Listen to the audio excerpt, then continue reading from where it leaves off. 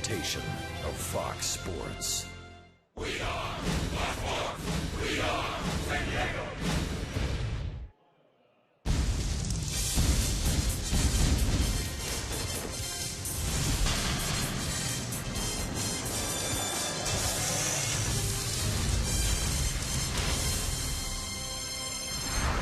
Baseball night in San Diego. It's Saturday, and the good news, Andrew Cashner ready to take them out. No one happier in this ballpark than his manager, Bud Black. Cashner getting ready to go as we welcome you to the second game of this three-game series, the Washington Nationals and the San Diego Padres. Well, we'll talk about Cashner in a moment and the Washington Nationals.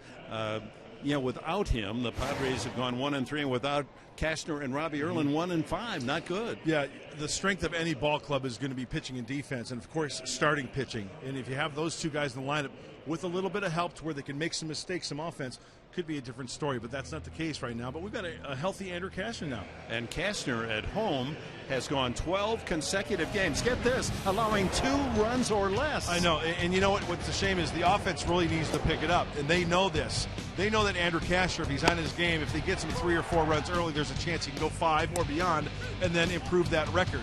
But since May 13th, the ERA, 2.35, opponents only hitting 2.36. The one thing I'm going to look for tonight, Dick, is the location of his fastball and the slider. After coming off an injury, we know that the strength is there, but location is a big key after being on the shelf for so long. Did you notice down in the Washington dugout, Matt Williams and the Nationals were exercising their olfactory senses? There's that perfume of first place taunting them. Well, they've got a good ball club. They've got a very diversified lineup to where they've got some pop, they've got some guys who could use the whole field, and they're competing with Atlanta right now, but their pitching is very, very key. Their starters, great ERA. Their bullpen, great ERA. And the magic number for them is 4. If they score 4 runs, they're a very, very tough ball club to beat.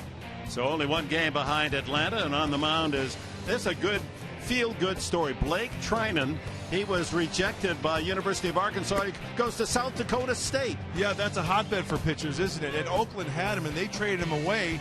So now he's in the Nationals rotation as we speak. He's going to try to prove tonight that he should stay there. He's on the fast track to the big leagues. He's got a good fastball. He can get up 95 to 98. His command is an issue. So we'll have to see if the Padre hitters are patient. If the fastball's straight, they have proven it before. They can turn that around. Looking for his first major league win as he takes the mound tonight. Johnny Manziel. You know Johnny Manziel? Johnny Football. Mr. Football and Johnny Football. Well, how about Johnny Manziel becoming a Padre? Can that be true? The draft has ended. Manziel in a Padre uniform? We'll have that story when we return.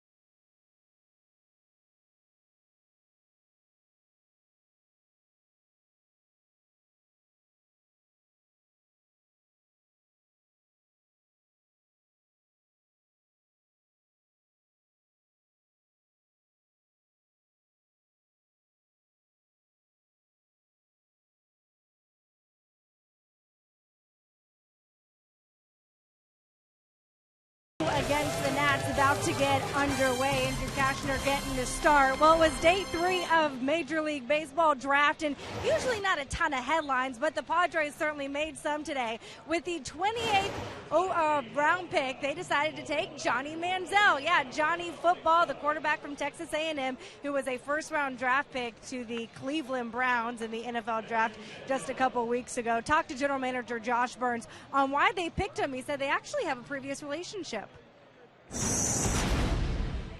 To explain the backstory of that pick, I mean, obviously at that point in the draft, you're really trying to find a needle in a haystack. But, Johnny Manziel worked out here for a week in early February. So we got to know him pretty well, day after day, kind of seeing him go through his paces, kind of understanding his passion for baseball, which was neat to hear. And then kind of last day, hey, do you want us to draft you? He's like, yeah, sure. So we did. And when he was taking BP with the team, he almost knocked one out of Petco Park, so he must be pretty good up at the plate as well. Interesting note, when Josh Burns was with the Rockies, they drafted Michael Vick, so pretty interesting a connection there. Coming up, the Padres try and get revenge against the Nats. Game 2 about to get underway. Andrew Kashner's got first pitch coming up on Fox Sports San Diego.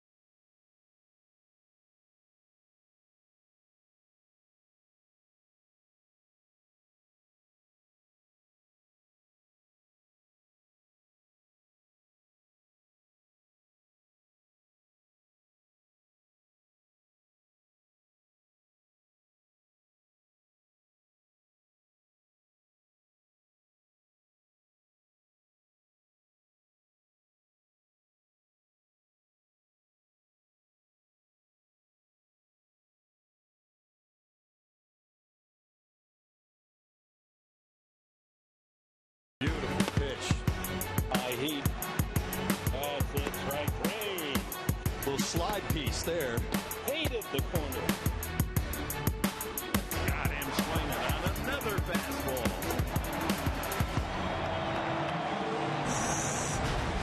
So Andrew Kashner, welcome back to the Padres rotation. Out almost 4 weeks with that sore forearm, and has made an adjustment in his slider as he gets ready to go against the Washington Nationals. Here's the national lineup he'll face, brought to you by Mattress Discounters. Denard Span leads it off. Kevin Franzen will be at third base. Last night, the third baseman Anthony Rondon, in fielding a ball, hit his thumb and out of the lineup tonight. Jason Worth, given last night off, returns to the lineup, hits third. Then Adam LaRoche, Ryan Zimmerman bats fifth, Wilson Ramos sixth, Ian Desmond with 11 home runs at shortstop, Danny Espinosa at second, and Blake Trinan, the pitcher, batting ninth. Hey, let's get the kid some runs. Andrew Kashner off the DL. Everybody's excited. 80 to 90 pitches for Andrew. Execute, efficiency are keys tonight, and strike one as always. We'll see the location. That's a big key, I think, for any pitcher coming back off the DL. 27-year-old right-hander ready to go to work. Center fielder Denard Span settles in the batter's box. And on a beautiful Saturday night here in San Diego, we are underway. Strike with that first fastball at 93.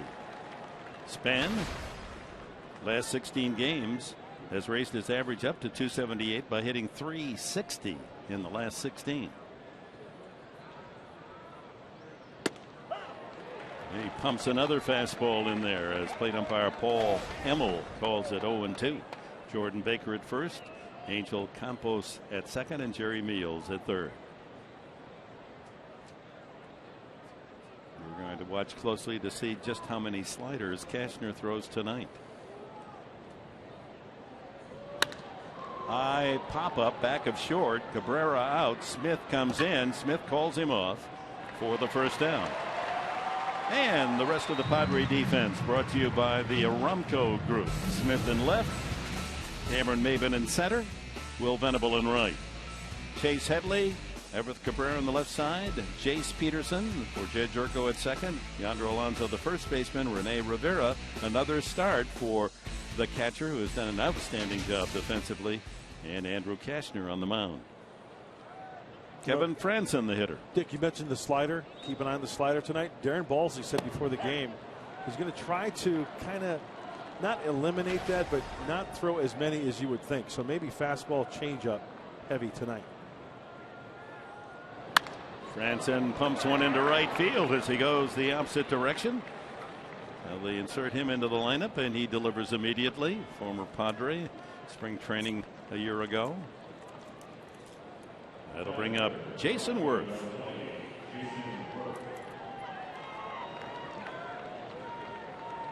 Fresh from his first day off this season, the harried Worth batting .285.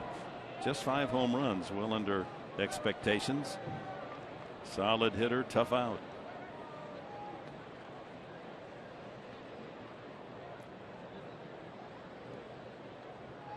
Tied for the club lead in most hits with 63. Infield at double play depth. Strike with a fastball at 95. Well, he's got the good movement. As you see the infield, playing him to pull, second base, shortstop, third base, playing a swing that way as manager Matt Williams. Skipper of a pretty darn good team, the Nationals. Williams, a collegian at UNLV, 48 years of age now. Replaced Davey Johnson as a player himself. Collected over 370 home runs, over 1,200 RBIs.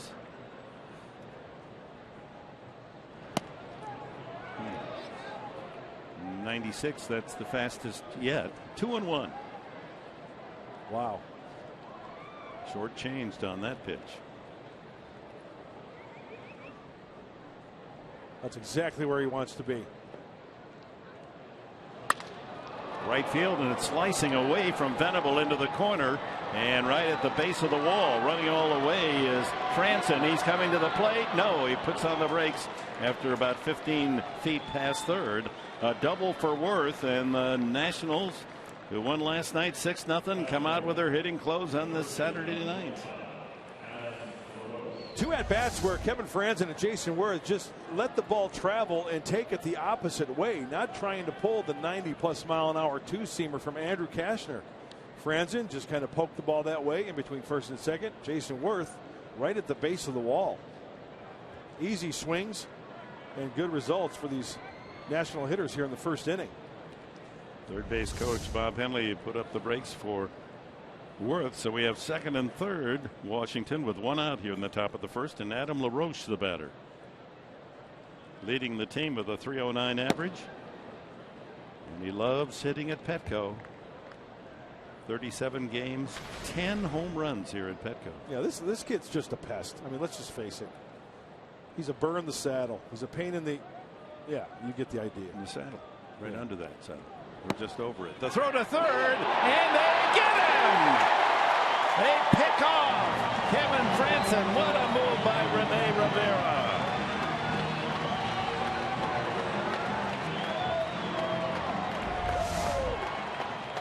The timing play, as soon as that ball was in the hitting area, Chase Headley goes over. You've got the front door open with the left-handed hitter Rivera fires a strike, slap it down. That's a huge out for the Padres. Perfectly executed. That's how to support your pitcher. Now 2 away with the runner at second. And a strike to LaRoche, 2-1. Yeah, we hadn't seen that play all season. That was a very, very close play, but perfectly executed. Umpire was right there, as you mentioned, Dick, Jerry Meals. Now the 2-1 to LaRoche. Over but low. It's the fastest yet. He's moved from 92 up to 97 miles an hour here in the first inning.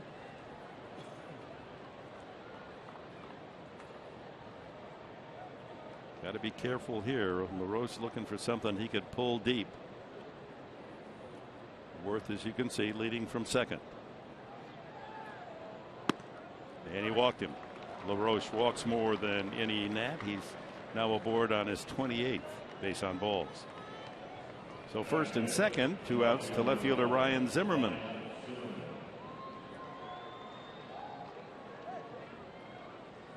Well, a couple of things here. Not really the worst fate. You got to force it any base to get out. You can go the short way on a grounder.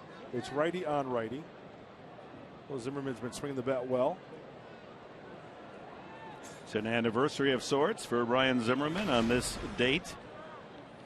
9 years ago, the draft was conducted. He was selected as the 4th player overall out of the University of Virginia. And he's proven to be a good one. Injured most of the year. Only 18 at bats. Many times in his big league career, been very cavalier for the Nationals. Yes, I like that tying in the nickname. Troubled with shoulder problems. We saw how that affected him at third base. Some errors on his throws. They moved him to left field. But he was a top pick, 4th overall. That was a slider, wasn't it? The first one? That was the first one. Nice pickup there, Professor. Absolutely in the dirt. Nice block by Rivera. 1 ball, 1 strike, 2 on, 2 out. Good cut.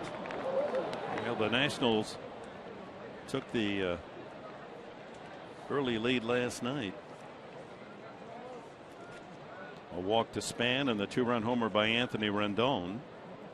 And never headed as they went on to a 6-0 win behind the outstanding pitching of Tanner Roark, a 3-hitter.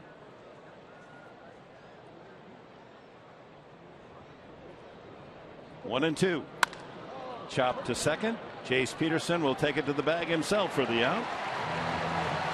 And Cashner pitches out of trouble in the first inning. The Padres in the first half. Cabrera, Venable, and Seth Smith will hit third.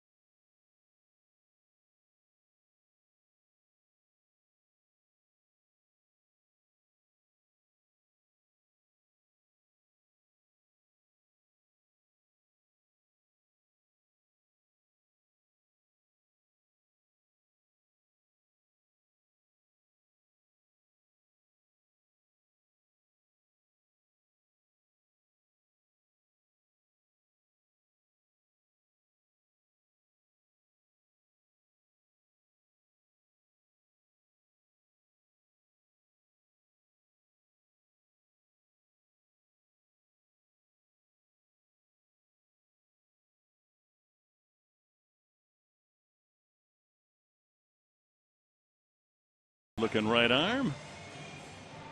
Another strike. Bottom of the first inning, and the Padres will start with Everett Cabrera. Here's their lineup, brought to you by Toyota.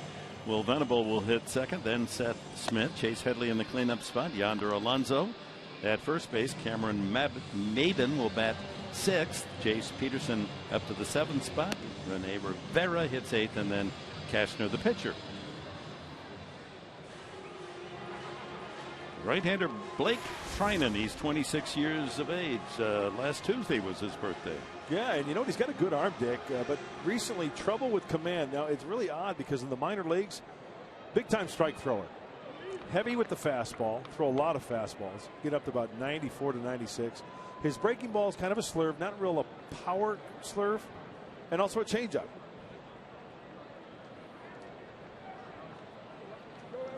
Cabrera at 241. Padres do not have a 300 hitter now. Smith has dropped down to 299 and Maben 295 with the best averages.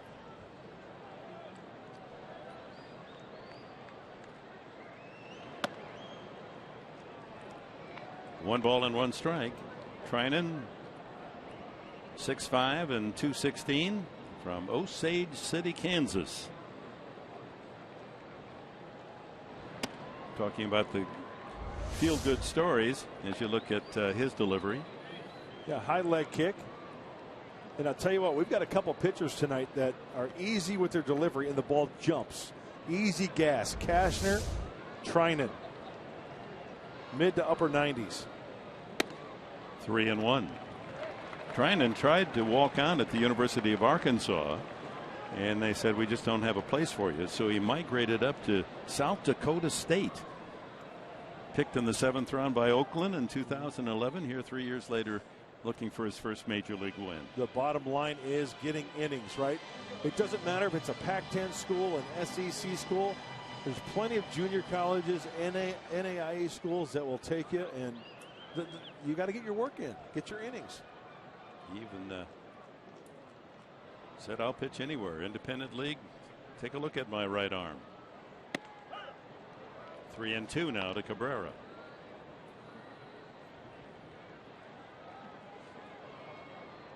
Same old song, but it is true. Score first, and the Padres are 15-7. A chopper that Treinen will take to the bag himself.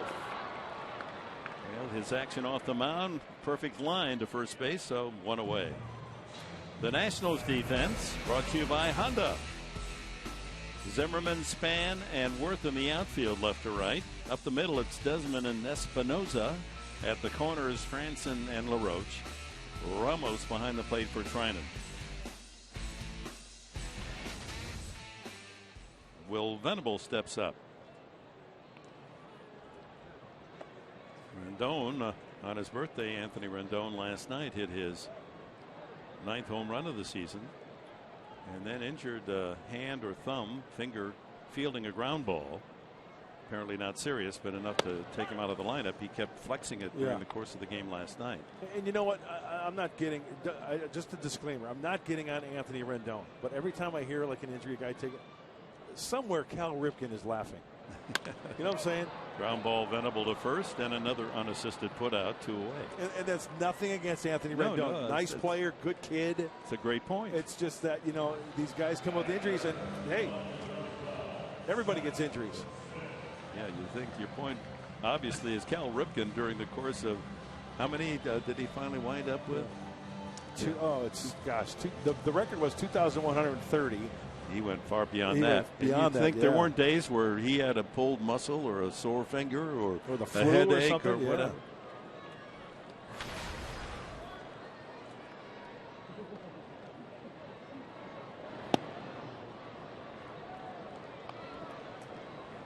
You know, Seth Smith is up. Put that in perspective. Right now, active players with the longest active role, game streak. Hunter Pence is like 220 something. Yeah. 2-0 now to Seth Smith. Look at that, 98 miles an hour. Looks like Treinen's throwing a changeup out of the hand. It looks like it's 88. That was 98. You talk about that two-seamer a lot from that center field camera. Watch the action on Treinen's two-seamer. Well, that action is a drive into the right field corner. Smith rattles the boards on his way to second. Here's the throw by Worth. And it's a double for Seth Smith.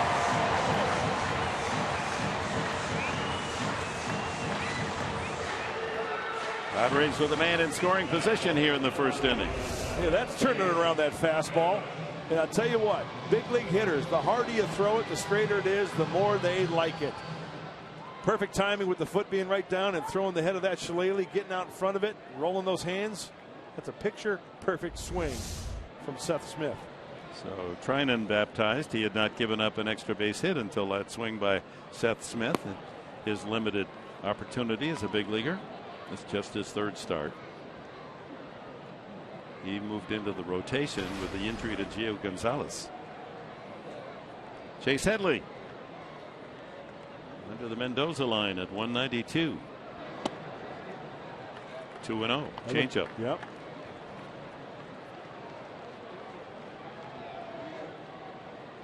Swimming in rough waters of late. Headley, last 11 games, only 5 hits, 38 trips.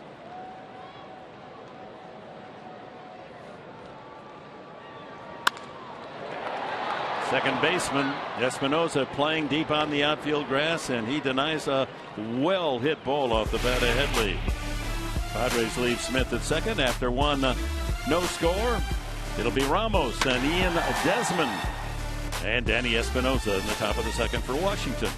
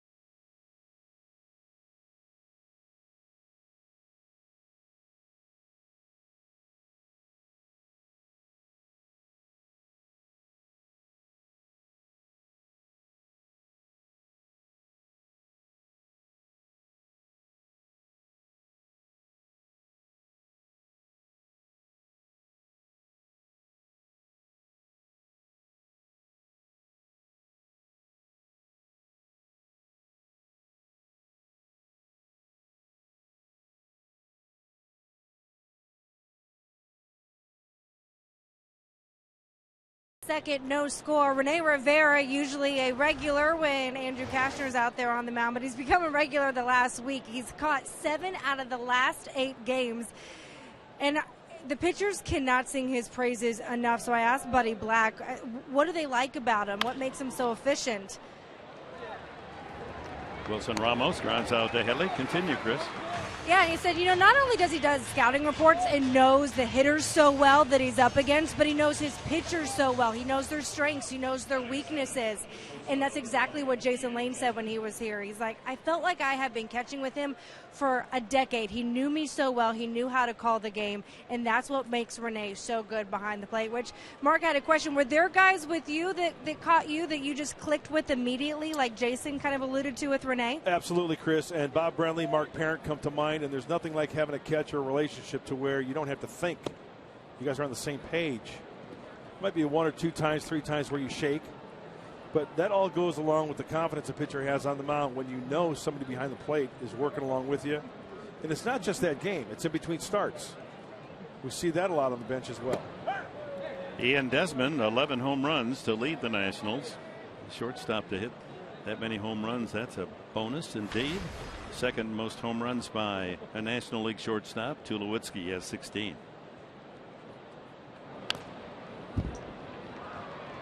Danny Espinosa will follow here in the top of the second. Just underway, no score. Each team with a runner in scoring position in the first inning. Key play, Rivera picking off Kevin Franson at third base.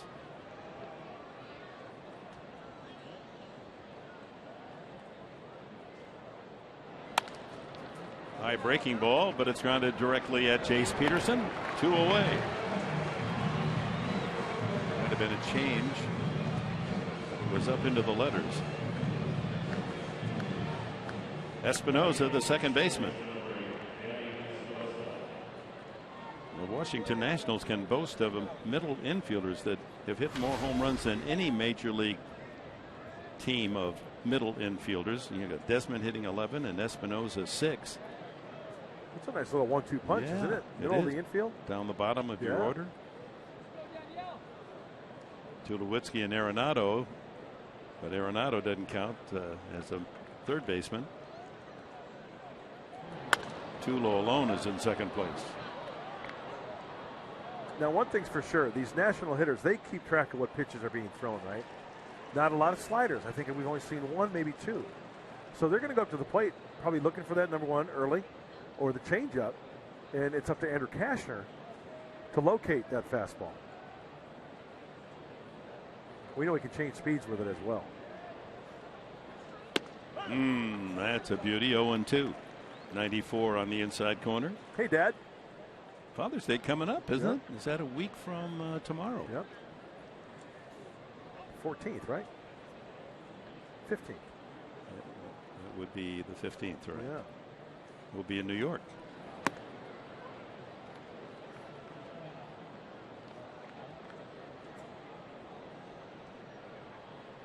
One ball, 2 strikes. Second baseman Espinosa, bases empty, 2 outs here in the second. Cashner's return.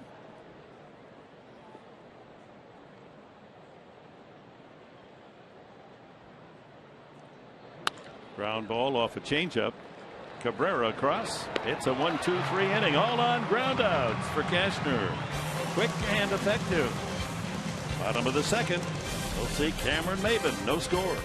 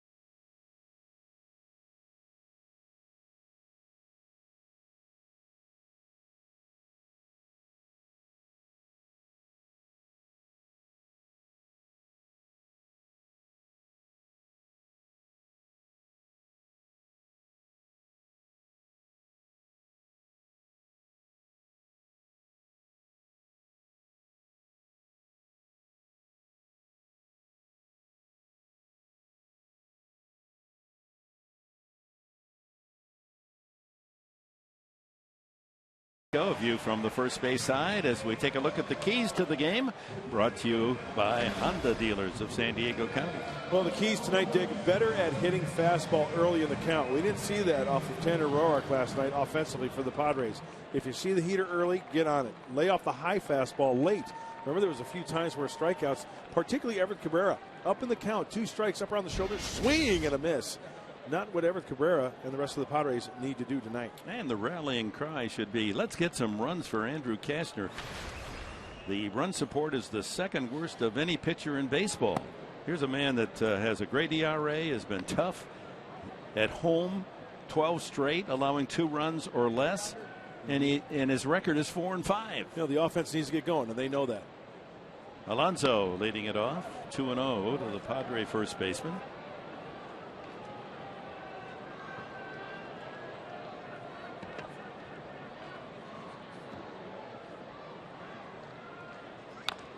Fouled at the plate. Franken from Osage City, Kansas, a population of under 3,000. I love it, those small towns. Motto, proud past, brilliant future. There you go. Well, this kid's got a bright future if he stays healthy. Good stuff. You see the splits there. Lefties just lighting him up.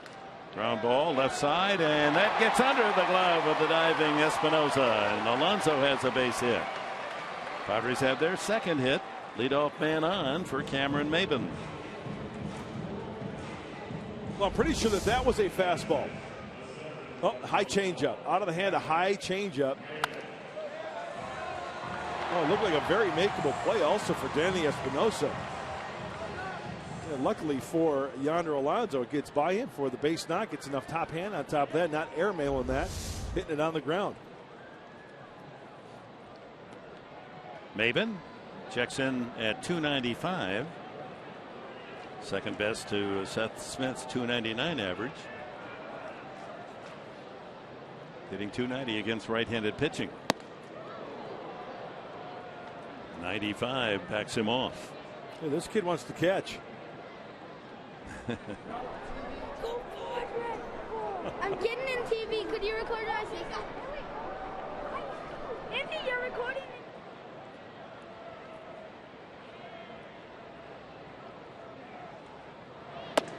2-0.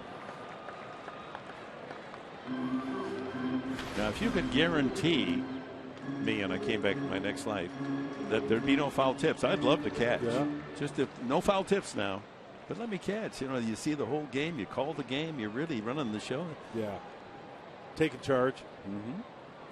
You're the only player on the diamond defensively looking in one direction. All the other guys are looking the other way at you. Yeah. It's a totally different perspective. Have to be on every pitch. You have to know the game plan of the pitcher. You have to know the tendencies of the hitters. There's a lot going on back there. You bet. I don't think this guy could do it. You wouldn't want to do it? I'd want to, but I don't think I could. I'd be looking at shiny objects. I'd be looking at shiny objects in the crowd, like a little kid in Little League, like picking dandelions. The right fielder? Yeah. Yeah, the perennial left or right fielder. Yeah. What was that again? I'm sorry, I got caught. See, my attention span. That's the whole I can't point. think past my nose. And you're expecting me to What go was out the there count again? What was it? 2-1. Oh, there we go. You got it. Oh, I got to give a sign? What are you giving? I don't know. Curveball? Yeah. Fastball. Grounded toward the hole. The throw to second for one. The throw back to first. And it's a double play. Goodness. Nope. Called it safe at first base. Called it safe at first base. Just did beat out the relay, did Maben. It's a tough double play chance because it forced Desmond into the hole. And as a hitter, you know that you got to get going. You got to pick him up, put him down. Nice feed and a nice slide at second base. I love a good aggressive slide. It's right into the bag. No problem at all there. That's baseball. So one out, Maben at first base, and Jace Peterson the batter. Jace now with 27 at bats, 4 hits. Hitting over .330 in the minors when called up to support the infield with the injury. Jed Jerko is now in a protective boot, that left foot. Plantar fasciitis up the middle. That could be 2. There's one. Back to first. 6-3 double play. Padres shut out again. What's it with this Washington pitching staff?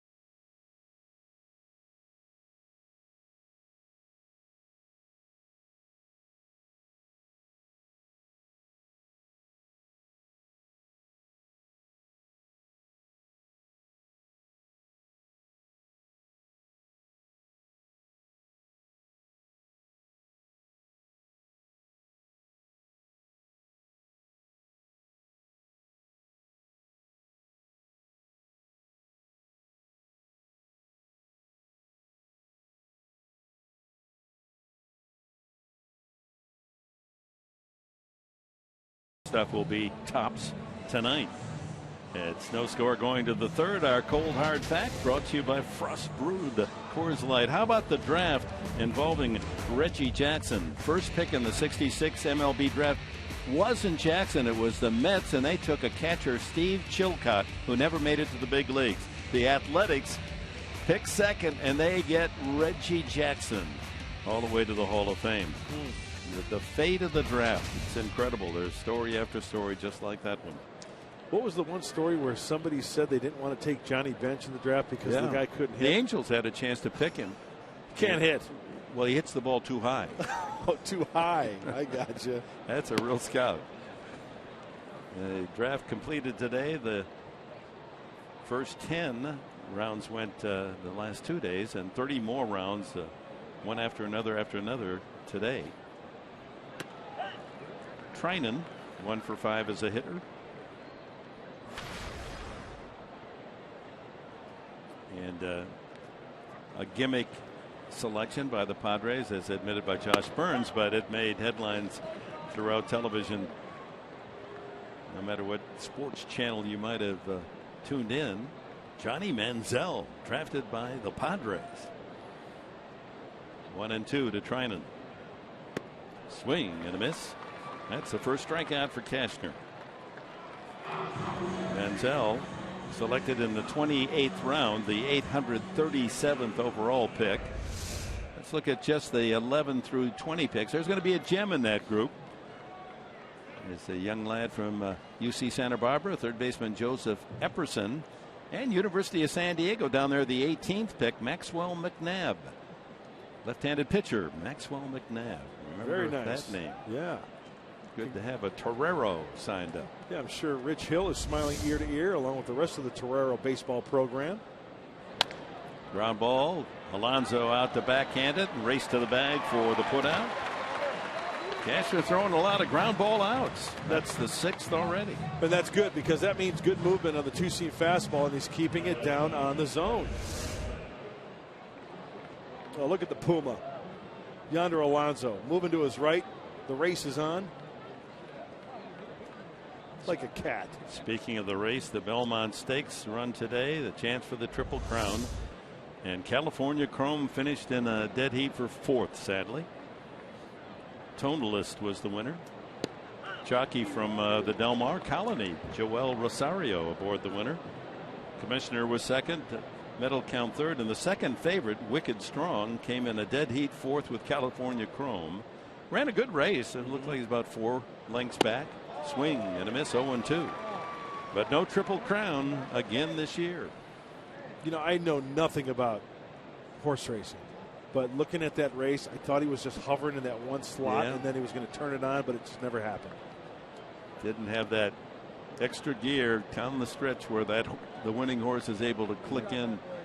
And you know, you run 3 tough races in 5 weeks. I mean, there's no owner with a good horse at Del Mar this year will run his horse 3 times in 5 weeks, and yet you ask these great 3-year-old thoroughbreds to do that to win the Triple Crown. It's become almost impossible to accomplish. 2-2, but certainly created a lot of interest around the nation and the world, and such a great story. $10,000 investment in California Chrome, and wins 2 of the legs of the Triple Crown, but not the tough one, the 1.5 miles at Belmont. Swing and a miss. Cashner strikes out Trinan and strikes out Franson. 1-2-3 go the Nationals in the 3rd. Padres have Rene Rivera leading off the bottom half of the inning.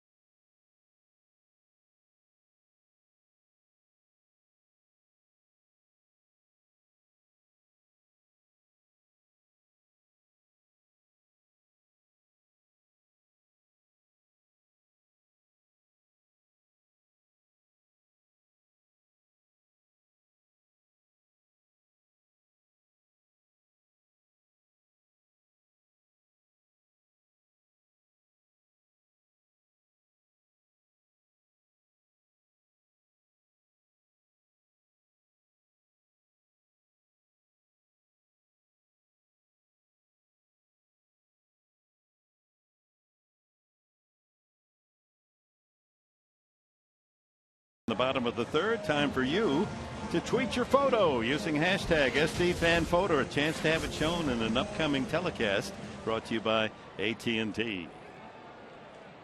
Rene Rivera starts it for the Padres. He had one of the 3 hits collected by the Padres last night as they were whitewashed for the second time by Tanner Roark. All right, now there's a beautiful face. She knows exactly where to follow the action. Chopper to third, foul.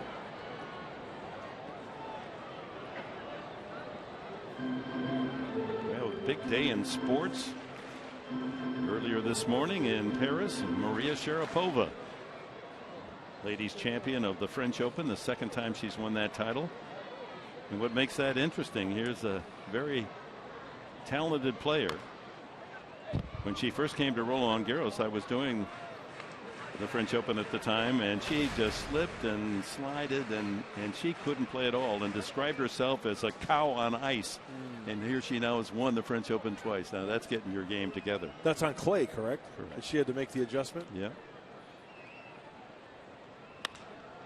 Rivera tags that one pretty well, but Span coasts back and makes the play. Andrew Kastner comes up, and let's look at the draft picks of the Padres from 21 through 30. And there's Manziel down at number 28, the 837th player selected. That made news around the country. Hey, what would happen perhaps? Let's say his football career doesn't pan out. Right. Hey, he's a young kid. He might wind up being a baseball player. Hey, You never know. Deion Sanders was able to manage both. Gosh, Bo Jackson, Dion. Hey, Danny Ainge played the NBA and professional baseball. Remember Ron Reed, big tall right-hander for the Phillies? He played the NBA and pitched. Tough to do, but who knows? Hey, Chuck Connors was the rifleman and played for the Cubs. First baseman. Right? Yeah, that's right. Kastner not a bad hitter. Chris Button rooting for him. That's right. That's her pick. Oh, over the mound, he might have beaten it up. 2 away. 1-3 on the putout. And let's go for the final 10 men selected today by the Padres. And Bryce Carter is the 40th and last pick, 1,197th. Wouldn't it be something if Bryce Carter was the surprise? A high schooler from Oklahoma. How about Taylor Aikenhead? Boy, you need some aspirin for that name, don't you? Yeah, you know who I'm betting on? Louis Philippe Petier from Grissolde Maisonguay in Quebec City. Get something caught in your throat there? Round number 38, 1137th pick. Oh, Luis Philippe Pelletier, yes. Yeah. Shoots, he scores. Hey, Canada is producing some real good baseball talent. Broken bat looper to the second baseman. Cabrera, bat shattered, fly ball to Espinosa. The Padres go quickly in order in the third.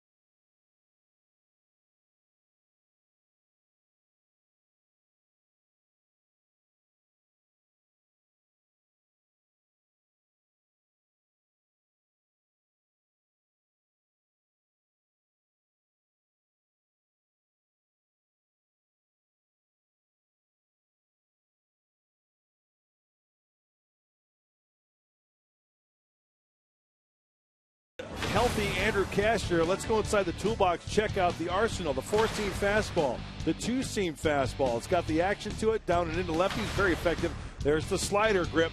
Stay on the side of it, get that downward tilt, and then the changeup, the OK change, the circle change. Looks like a fastball, takes a lot off movement, gets the hitter. Got good movement on that 2-seamer tonight. We've seen the changeup, the 2-seamer, and the slider tonight from Andrew. 2.35 ERA, 5th best in the National League, and yet he has only 2 wins. It's criminal. Give the big man some runs. Jason Worth doubled to the base of the right field wall in the first inning. Franson had singled in front of him, so second and third with only 1 out. But Rene Rivera picked off Franson at third base. A walk to LaRoche, and Zimmerman grounded out to end the inning. That's in there, 1-2. The Southwest Airlines spray chart on Jason Worth. Yeah, it wears out right and left center field with the best of them. Showed you the right field prowess in his first at bat. Exactly, taking the fastball the opposite way with authority.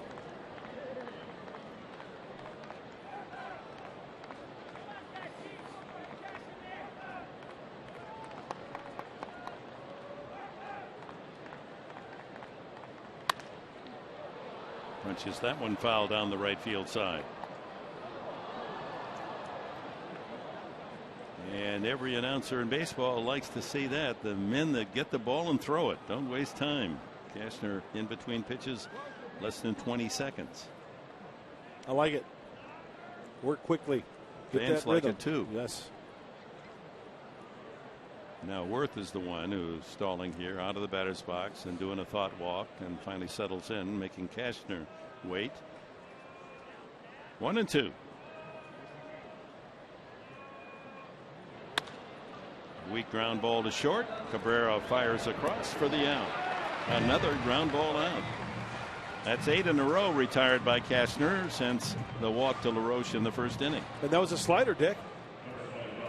Worth did not put a good swing on it. It was down, it was away. He tried to hook that ball. Oh, Jason Worth is just, but that one swing kind of brought him to his knees a little bit. He's not running all that fast off the field right now. Look at the hot zones for Adam LaRoche. Where does he like it? Ball away. Yeah, up and in. Oh, this is the in. Okay, on the left side is the in. And there's the shift. See it so many times, and all by his own little self over there at third base is Chase Headley. High fly ball, center field. Maben, late break, but he's got room. 2 away.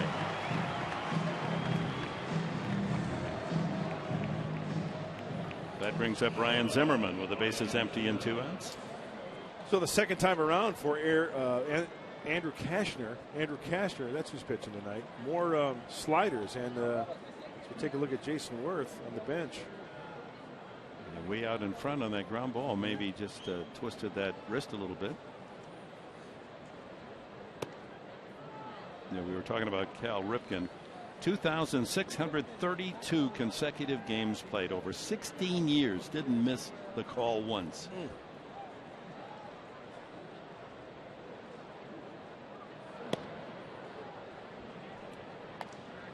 93 fastball low, 1-1. Now make that 2-0 now. Career against the Padres, 13 homers in 37 games. Another chance for Cabrera. Across to Alonso. 1, 2, 3. That's 10 straight. Retired by Andrew Cashner. No score. Bottom of the 4th. Chase Headley scheduled to hit third.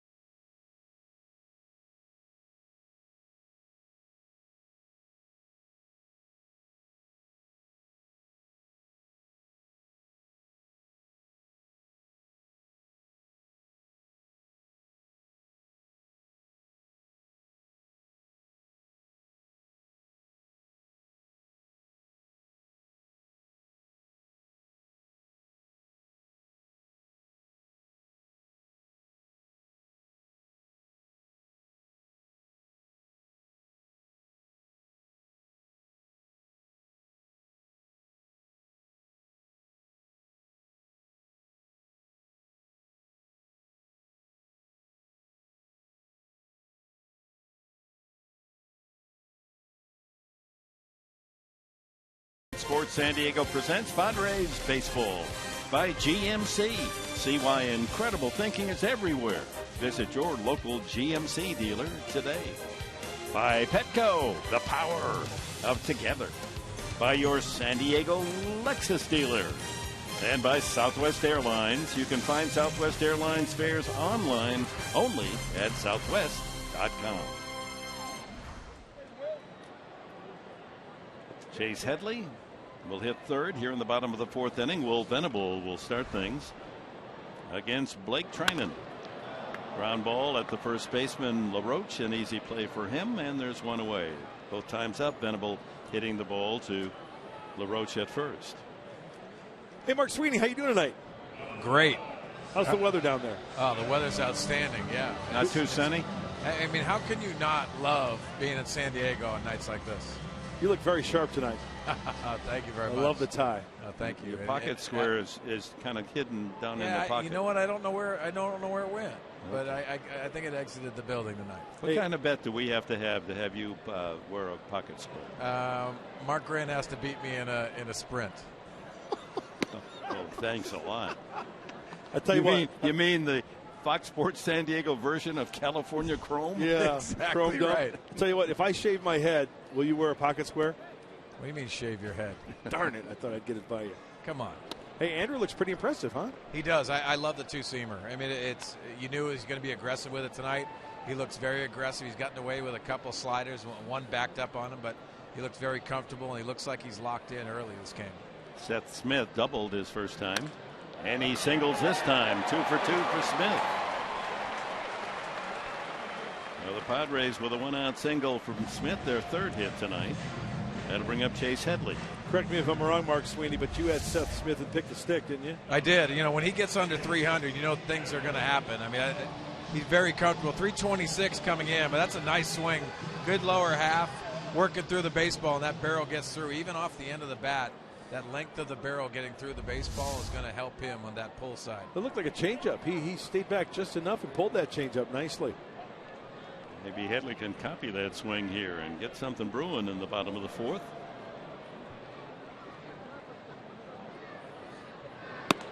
Chase grounded to second his first time. Washington infield set up hoping he repeats that swing, as they'd like to bail Trinan out of the inning with a double play. Left center field, a long run, and that ball is between the outfielders against the wall. Smith running all the way. They're waving them home. The throw, not in time, and the Padres take the lead.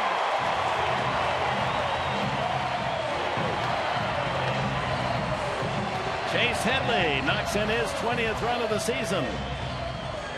And the Padres snap a string of 15 scoreless innings with a run here in the fourth inning. Well, like the national hitters in the first inning, Franzen and Wirth going the opposite way of Andrew Kashner. Lefty on righty here, and Chase Headley gives it a pretty good ride and beats him in the outfield going to the gap. Seth Smith slides just to stay safe. The throw is offline. Running like an old Miss Rebel there. Yep. Yonder Alonso. One run in, chance for more.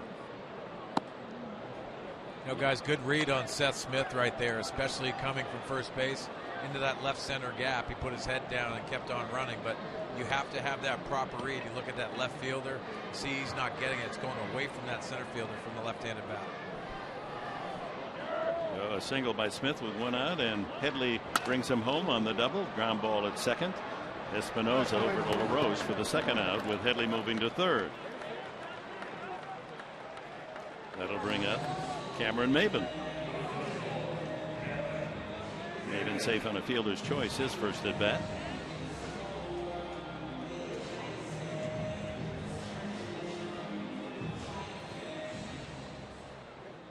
Needless to say, runs tough to come by in the month of June.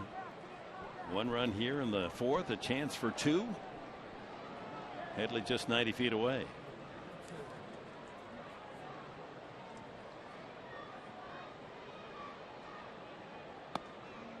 Couldn't pull the trigger. Strike one.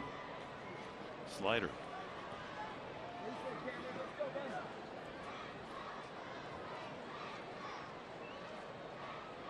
Only 40 pitches for Trinan.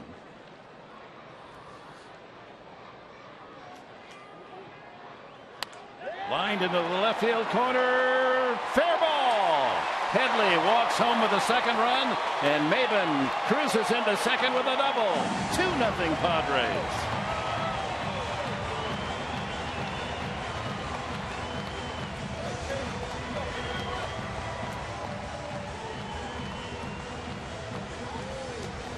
No, good looking swing right there by Cameron Maben. Looked like a hanging breaking ball, Mark Sweeney. Good breaking ball. He saw that first pitch, and then he sees the second pitch, tracks it nicely. You can see his eyes all over that baseball and hooking it down the left field line. 2 out RBIs.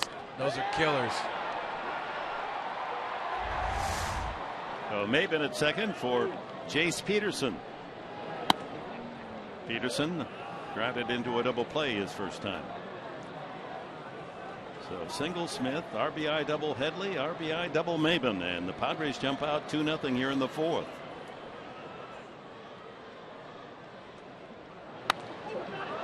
Popped up, that'll make it to the crowd off third. Well, remember last night, Dick, I mentioned Tanner Roark throwing some mistakes, and the Padre hitters really not capitalizing on them. Maben hit a mistake, but that last pitch to Jace Peterson was a mistake as well. That pitch looked like it was right down the middle. 1-0 count. Just couldn't get that top hand on top of it to do some damage.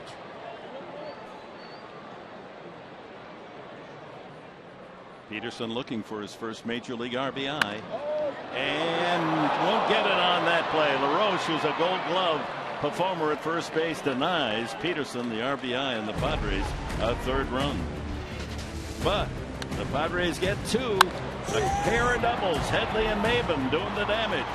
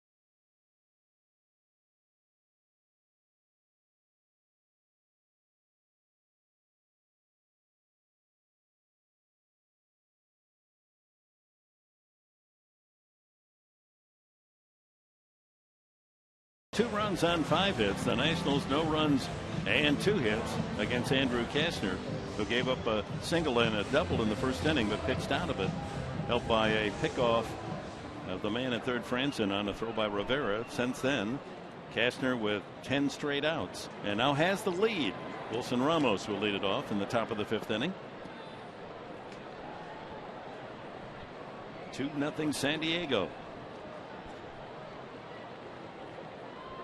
Ramos grounded to third his first time and takes a strike.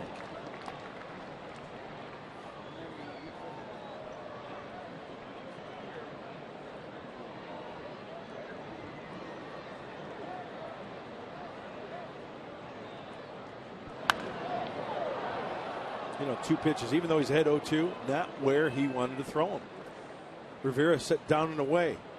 But Andrew Kastner throws so hard, that's when you can make a mistake like that. It leaks a little bit, middle in, tough to square it up. Now, if you're throwing 86, 87, it's a different story. Better than a 2 strikes to ball ratio so far for Cashner at 50 pitches. See, those first 2 pitches he wanted right down there, but he didn't get it down there. There's the slider. Trying to get him to bite. 1-2 the count. Ramos, Desmond, and Espinosa here in the top of the 5th.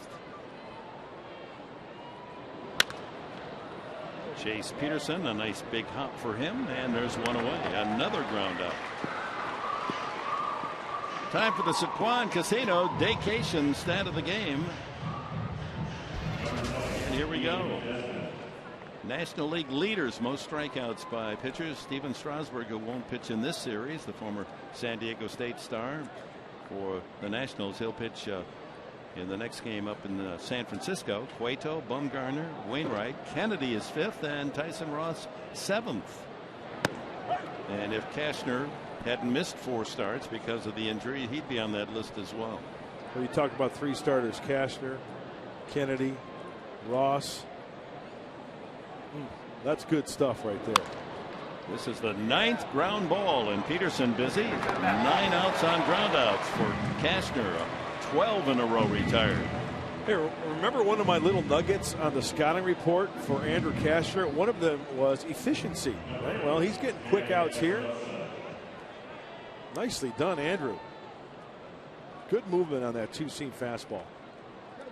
And Mark Sweeney, you know, playing some defense, you love it when guys are throwing strikes, getting early outs. Exactly right. I think the point that you're making too, Mark, is that the Washington Nationals know that when a pitcher, a power pitcher especially, is coming off the disabled list, you're going to get a heavy dose of fastballs. That 2-seamer action, knowing it's coming and they're still putting on the ground, really indicates the stuff he has tonight. Espinosa flips that one foul. It's a perfect example right there. First pitch fastball, 2-seamer. Outer half, trying to square it up, take it the other way.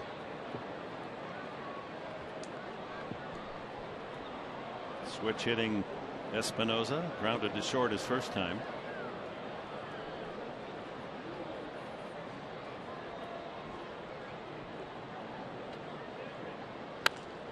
And foul in the same spot, and Cashner quickly in front, 2 strikes.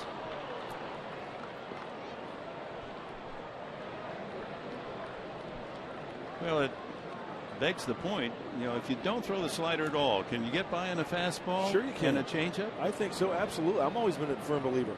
Mark, do you agree, Sweeney? Yeah, location and also movement will definitely let you get through that with the fastball. I think the maturation of Andrew Cashner from that 4-seam fastball, getting a lot of foul balls, now that movement is really giving that opportunity to get those ground balls and be efficient like Mark talked about. Yeah, and guys, he's also changed the speeds on the fastballs. We've seen 91 mile an hour fastballs. We've seen 96. Well, to me, that's 2 pitches right there. 97 mile an hour fastball, and Espinosa just did get his bat on it.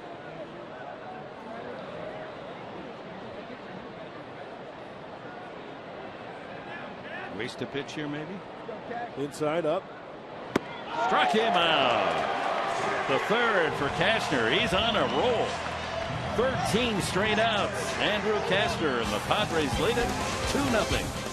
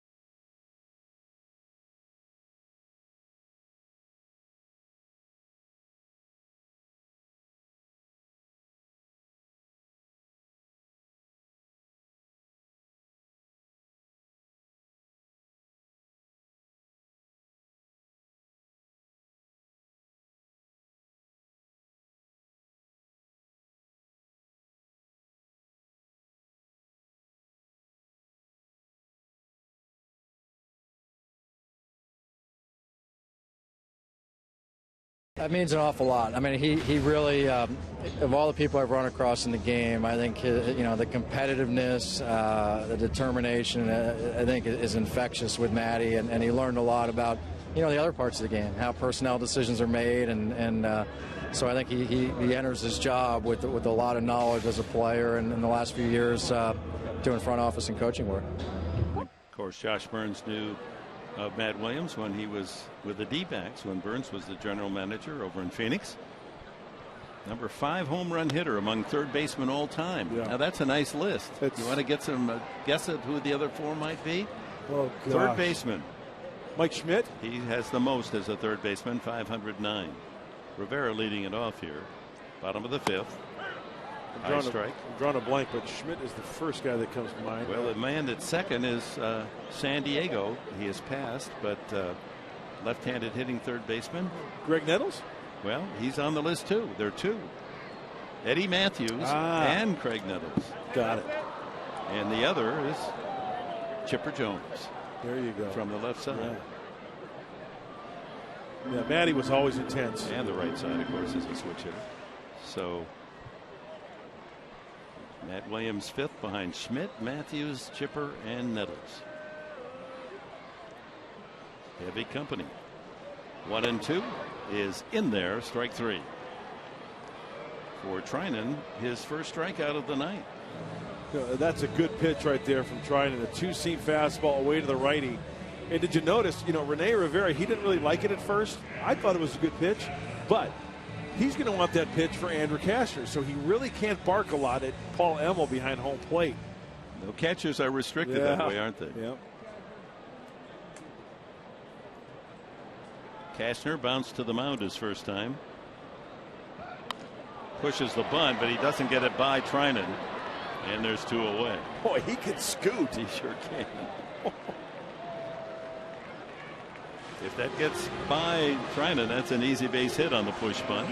He must have been watching the pregame show on Fox Sports San Diego. Yeah, watching Mark Sweeney on the instructional. Hey, that was a good push bunt. With a left-handed pitcher, I think he would have walked into first base right there.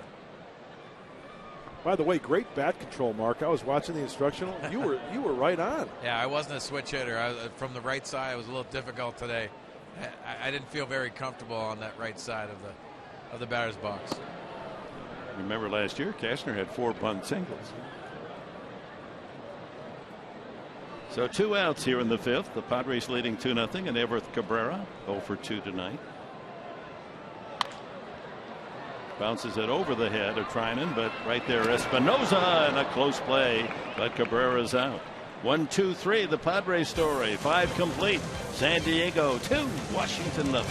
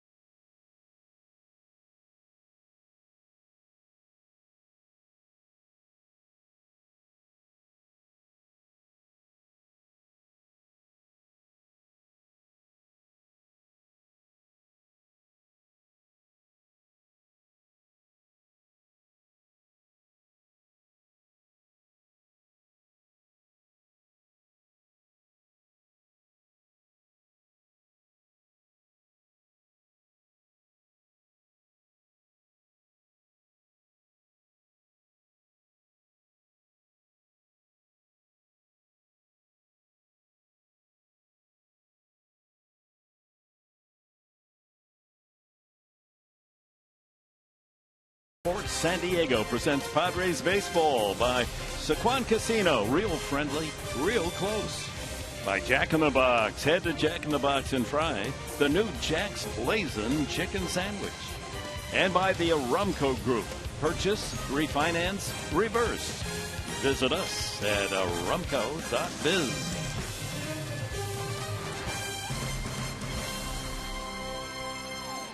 With Mark Grant, Mark Sweeney, Chris Budden, Dick Enberg, shadow of the great Tony Gwynn out in the park at the park. Andrew Kashner has been all that the Padres would hope they would get tonight. He has retired 13 in a row, allowed 2 hits back in the first inning. That's been it. Struck out 3, has not walked but 1 man. Goes to the 6th inning. And pumps that one by Blake Trinan, 0-2. And that was pitch number 60 as he starts his 6th inning of work. I'll tell you, look at that ball and strike ratio. Incredibly sharp for being on the shelf for a month. 1-2. And only thrown basically 2 seamers and changeups as well. Maybe a handful of sliders as Darren Balsey gets on the horn to the bullpen.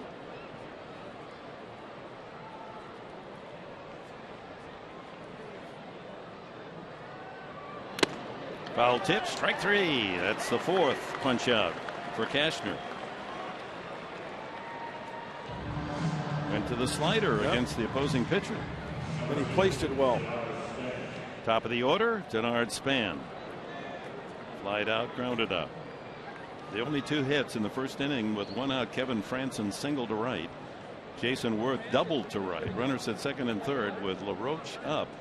Rene Rivera fired to 3rd, and Headley combined with Rivera to pick off Franson, and that got Kashner out of the only real trouble spot tonight.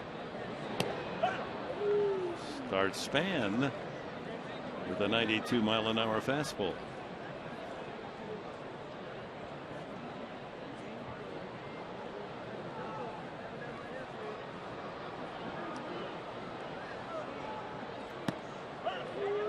Oh, 1-2. He's a strike machine tonight, Andrew Kashner is.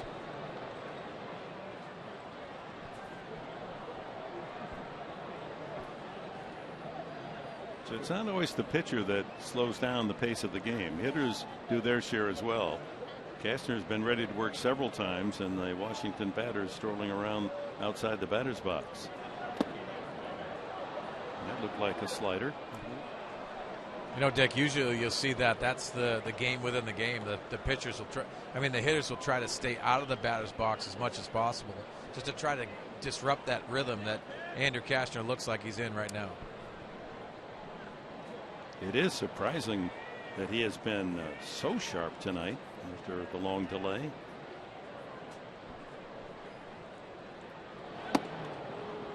Backs him away with a fastball. Still got the high velocity. That was 96.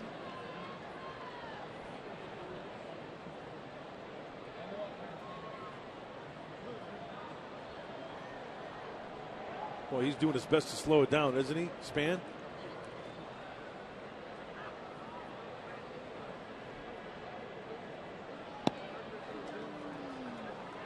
Fastball tailing low and away. 3-2 the count. First time that Kashner has reached 3 balls on a hitter.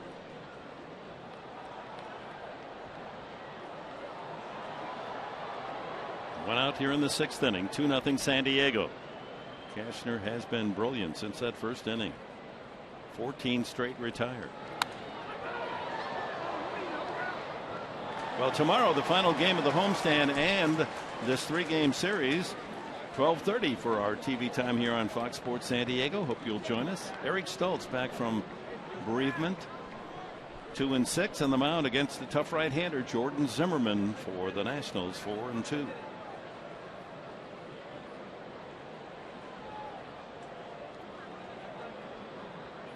Full count. Span waits and takes strike 3 call. 94 on that fastball. Span barks at plate umpire Paul Emmel. He's gone. 5 strikeouts. 3 in a row now for Kashner. Oh, the high strike. Great movement on this 2-seam fastball. Rene Rivera sticks it. And you know what? I've got no problem with that. Yes, put up another K, the backwards kind, looking. 5 total, and here's Kevin Franson. He struck out the last time, singled A ground single through the right side in the first inning.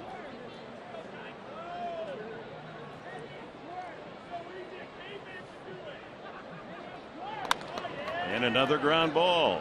Peterson, the first. 16 straight retired by Andrew Kashner, working on a 2-0 shutout on baseball night this Saturday night in San Diego.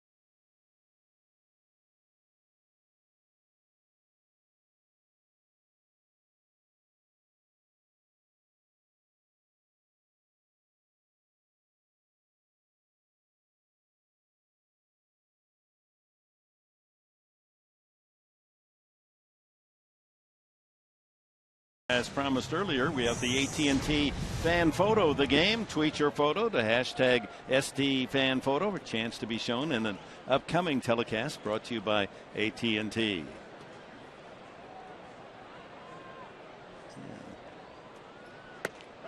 Yeah, thanks, Brian. At Boltman 15, like an upper deck shot right there. Is Bud Black having a chat with Andrew Kashner, who has just been lights out tonight. Dick, you mentioned it, 16 in a row. 10 groundouts. Yes, just great movement, and that looks like congratulatory high fives, knuckles, if you want to call it that, on the bench. Tyson Ross congratulating him. That's a great effort coming back off the DL, folks. I'm telling you what. Terrific effort. Will Venable leading off the bottom of the 6th inning. He's sent 2 ground balls right to the first baseman LaRoche in his at-bats.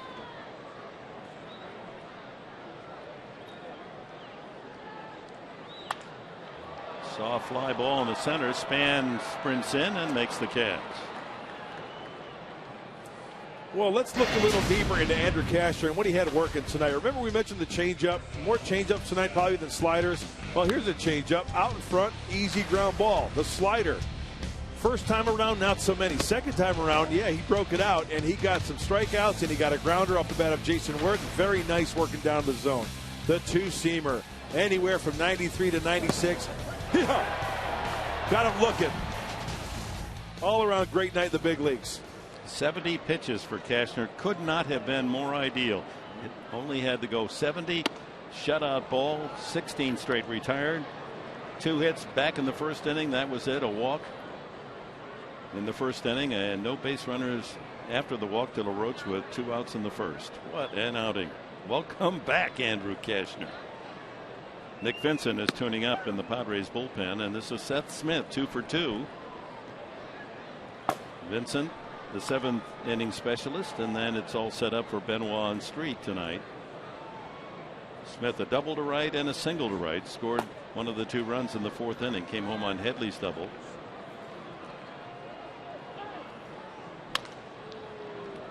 Headley then scored on Maben's double, and that's the Padre offense. This guy right here, Dick. He was money tonight. That's cash. Cash money, yo. Don't have to go to the credit card tonight. No. Huh? The green stuff. You just say yo. I did. You got a problem with that? Yeah, we'll talk about it after. 2-2 to Seth Smith. Getting excited for the Texan. No, why not? What a great effort. You look at the body of the work. I think he taught himself something tonight. This is a solid lineup the Washington Nationals feature in the two-seam success tonight. I really think he was aggressive with that, and that was awesome. It's like the question Dick posed, Mark Sweeney. Can a pitcher pitch with two pitches? Yes, with Andrew Cashner's movement of the two-seamer and changing speeds with it, he proved tonight that he could work both sides of the plate and have success with it, getting grounders. Mark, I think that's the greatest point, too. When you look at the younger guys in the game of baseball, they do not change speeds with their fastball. It stays the same, and it's an easier adjustment for the hitters. Smith out in front, trickles one toward first, and the pitcher Trinan takes care of it. There was a nice shot there in the dugout. Here it is, Cashner and Rivera. They're not just talking to each other, hey, weren't we great tonight?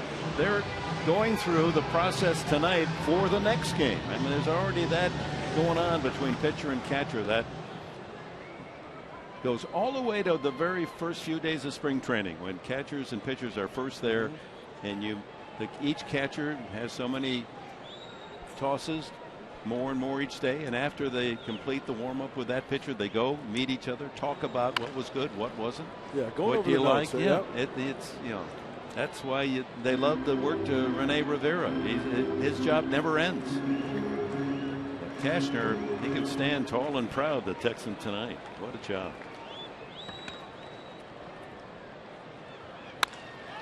Headley hits another to left center, but this time over to collect it is Ryan Zimmerman. Zimmerman fills the alley. Padres are gone in order in the sixth. They lead it 2-0.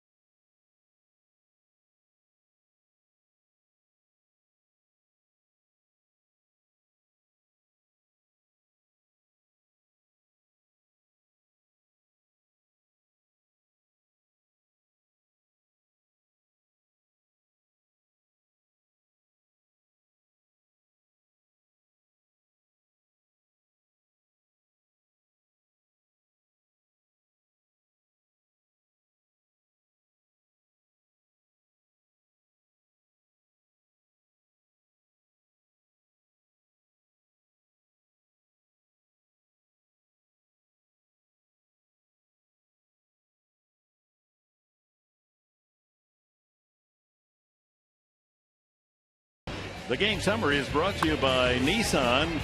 Chase Headley drives in a run with a double. 1-0 lead in the fourth. Seth Smith scoring, and then Maven drills a double into the left field corner to make it 2-0, bringing Headley home. And that's the story of the game. A pair of doubles driving in the two Padre runs as we go to the seventh inning. And the other half of the story is the pitching arm of Andrew Cashner coming off the DL and throwing a beauty. A shutout, 2 hits through 6 innings. Walked 1, struck out 5, and here's Nick Vincent.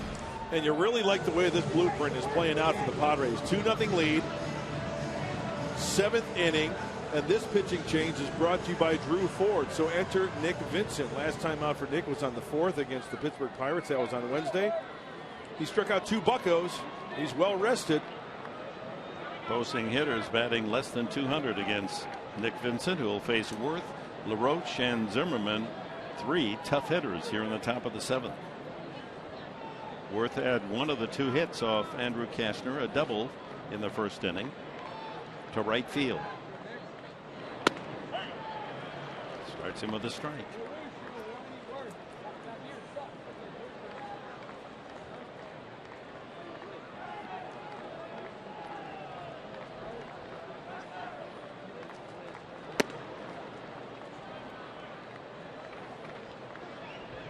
You know, Nick Vincent has done a fine job at every part of the order of the opposition. 8-9-1, 2-3-4, 4-5-6. He's gotten some big hitters out too in key situations. Hit well to center. Maben retreats and makes the catch.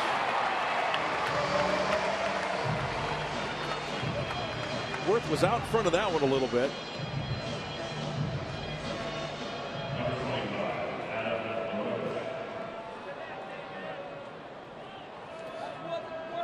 We have time to check out our Fan Diego fan of the game, or fans of the game. Nice smile there. How nice. Pink. That's awesome. Love to see the families out at the ballpark now that summer's here.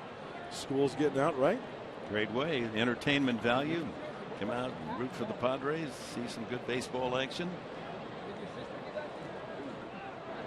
And tomorrow, Military Sunday. We hope you'll join us as Eric Stoltz faces off against Jordan Zimmerman. Then the Padres go on a rigorous road trip. The old schedule makers a little maniacal in their selection. High fly ball, shallow and left toward the line. Long run for Smith. He's still running and can't get it. Ball skips into the warning path, and into second base goes Adam LaRoche with a bloop double. Just hit it where no one could get to it. You know, sometimes a hitter will swing at a pitch, hit it off the bat differently, and then just goes totally against what the defense is playing. Believe me, folks, that is a long run. That is a great effort by Seth Smith. Just off the tip of the glove, maybe, and then the old boot keeps it from going by him down the line, which could have been even worse. That was just a mistake hit off the bat of LaRoche. Yeah. He doesn't go that way. Flare double for LaRoche. One out here in the seventh. Ryan Zimmerman grounded out twice facing Cashner.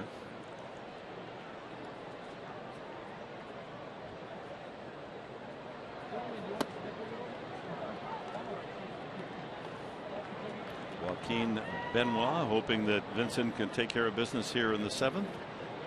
He'll inherit the eighth.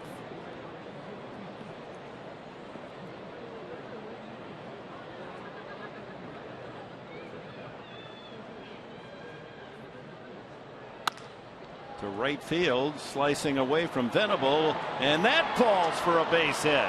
The throw does not come to second, but goes to first as the run scores. Venable had a chance at second. Zimmerman had just turned first when he came up with the ball, but elected to throw to the cutoff man, and that allowed Zimmerman to go into second base. It's 2-1, and Zimmerman in scoring position for the Nationals. No, two pretty good hitters who really don't put their best swing on each of them. We go back to Adam LaRoche, and this one Zimmerman out in front off the end of the bat, and with the way they're positioning, you have to respect the pull power of Zimmerman. Will Venable tried to deke Adam LaRoche by giving him the glove, you know, flash like he was going to catch it on the fly. Maybe he would hold up, but he wasn't biting on that one. So a couple of bloop doubles for the Nationals, and it's a 2-1 game. Hitter is Wilson Ramos, and that one off the mask. Strike one. 4 hits for Washington, 2 in the first inning, a single Franson double Worth, and 2 back-to-back flares. Opposite field doubles off the bats of LaRoche and Zimmerman, and it's a 2-1 game.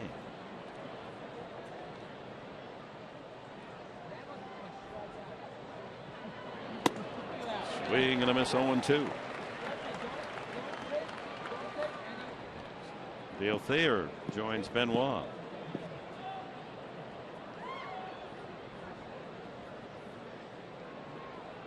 Vincent making good pitches. They just hit it where no defender happened to be perched.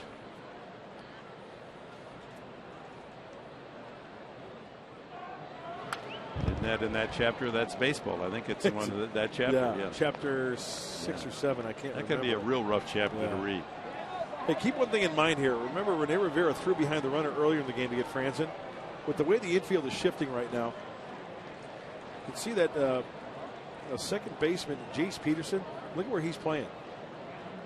Right after a pitch, maybe sneak in behind him right there. If he gets too big of a lead, throw down to second base. Just a thought. I like it. 1-2. Or maybe even a pickoff attempt, right? You don't have to throw to second base. Maybe just a quick throw or a spin around.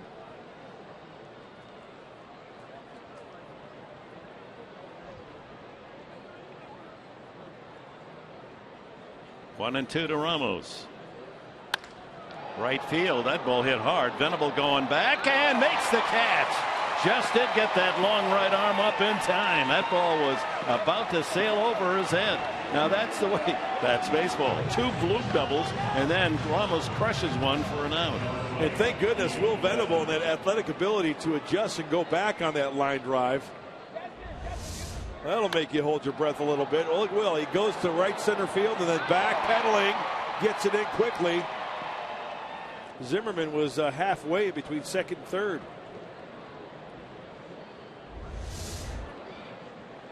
Ian Desmond has grounded out twice.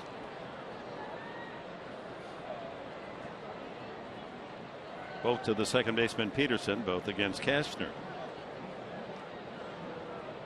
Zimmerman at second, 2 outs. But we had a busy day in the world of sports. Maria Sharapova this morning won her second French Open championship. California Chrome sadly did not win the Triple Crown, finished 4th. The winner at Belmont today, Tonalist. And in the Stanley Cup, Rangers and Kings. That final just in. The Kings were down 2-0 in game 1. Beat the Rangers in overtime. The Kings tonight trail 2-0 early.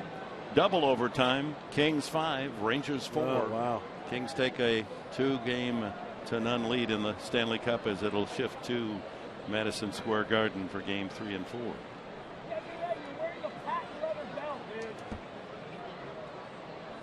One ball and one strike.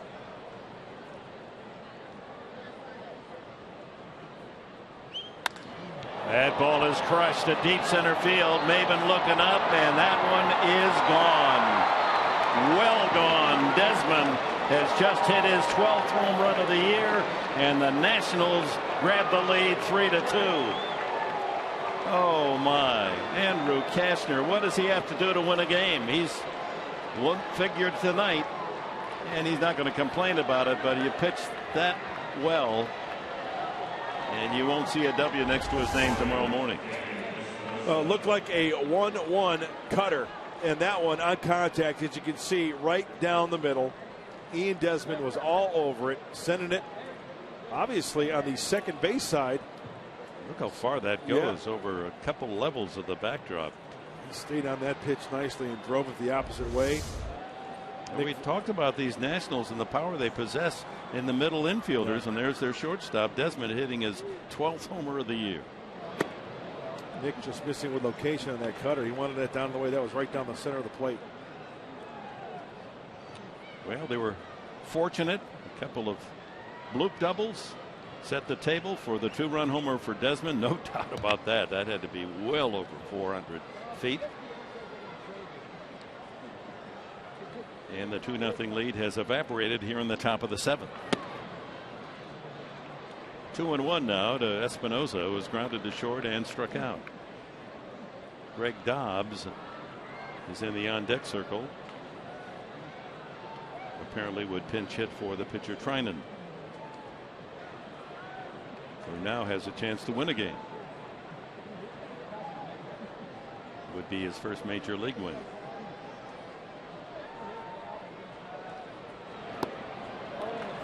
Change up 1-2. Well traveled Dobbs. The attendance tonight 29,172. Beach towel giveaway night, our Saturday night baseball special.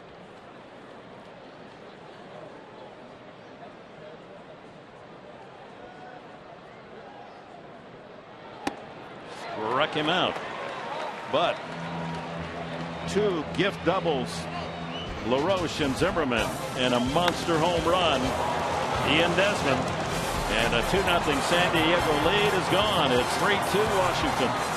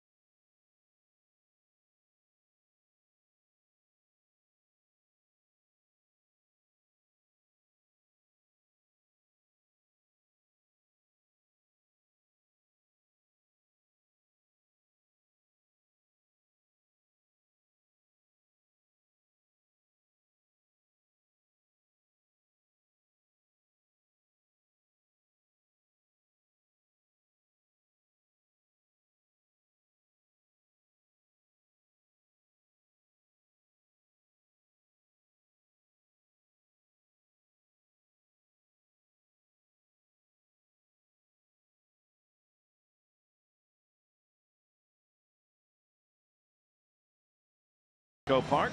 Time now for the Southwest Airlines Military Spotlight. All of which reminds us that tomorrow the U.S. Marines will be saluted by the Padres. Military Sunday, the Padres in their camouflage uniforms. Always a special time. We hope you'll join us. It'll be Stoltz for the Padres, Zimmerman on the mound for the Nationals in the final game of this homestand. Military Sunday at Petco.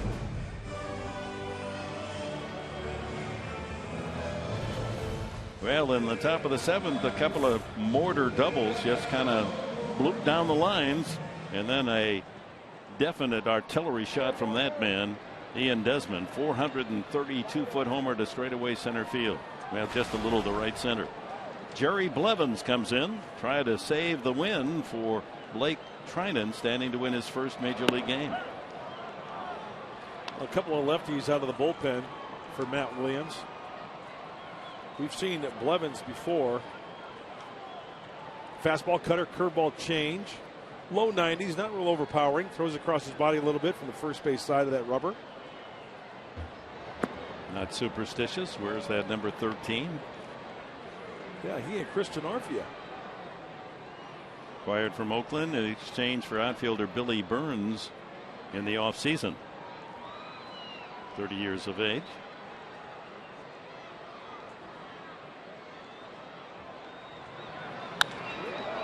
Well hit by Alonso, but Zimmerman camped there in left field. Didn't have to move, but a couple of steps for the out.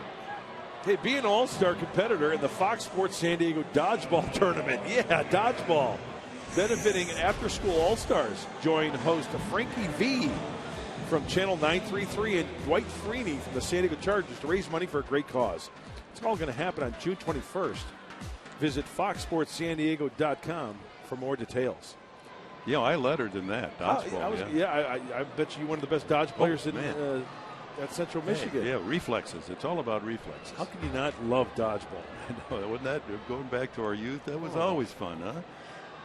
Maben, an RBI double and a ground out tonight. Knocked in his second run of the season with that double that gave the Padres at the time the 2-0 lead in the bottom of the fourth.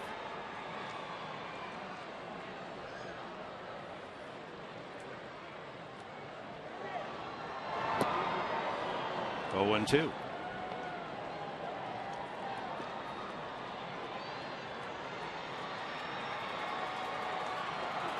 Drew Storen, right-hander, warming up in the Nationals bullpen.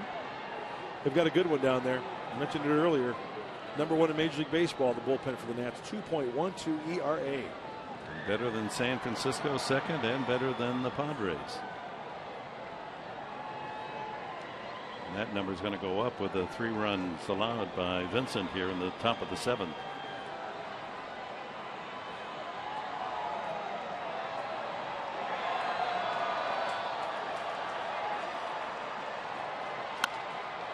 Chopped to second base. Espinosa 2 away. Hey, June 21st is going to be the second game of a 3-game series, Dick, against the Dodgers right here at Petco Park. And the first pitch is at 7:10, and all fans in attendance can cheer on the Padres with a free, I said it, free Beat LA t-shirt. And it's presented by Mission Federal Credit Union and supported by ABC 10. Don't wait. Get your tickets at Padres.com today. Add to that t-shirt collection that says Beat LA. So that's 2 weeks from tonight, Saturday night. That'll be the giveaway. Beat LA t-shirt. Next homestand will feature Seattle for 2, the Dodgers for a 3-game weekend series, an abbreviated 5-game homestand. So Blevins gets the 2 men that he faces. Alonso and Maben. Pitching change. Tommy Medica has been introduced as a pinch hitter.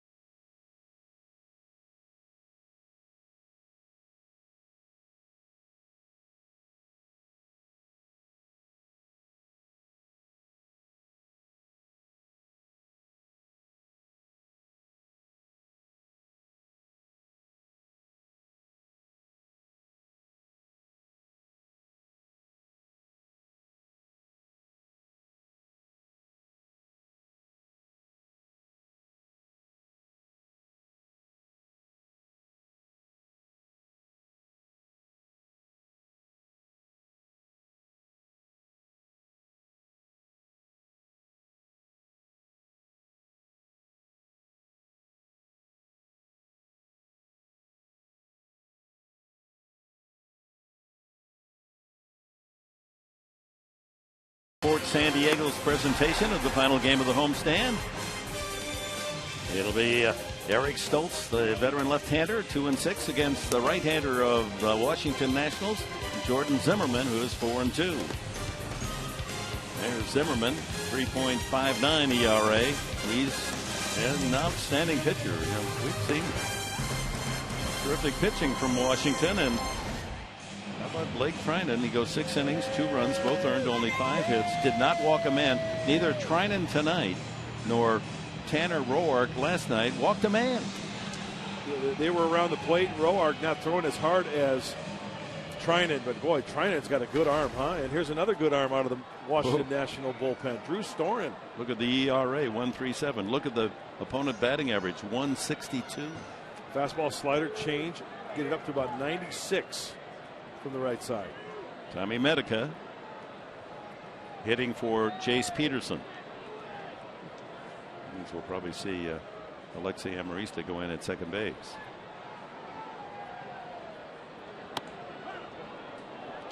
First fastball at 94.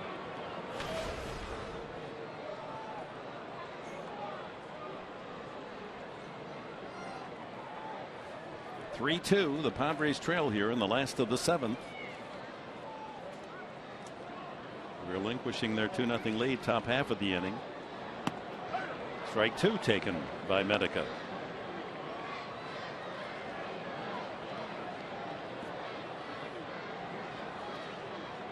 Medica been solid off the bench, 4 for 10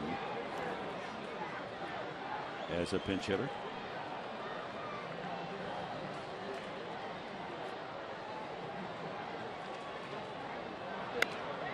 nub foul.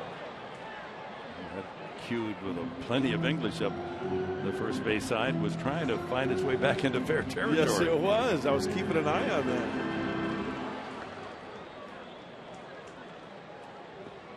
What a shot. This is my favorite television shot of Petco Park. Looking in from the park at the park. The cavernous, comfortable Petco Park. 29,172 enjoying the action tonight.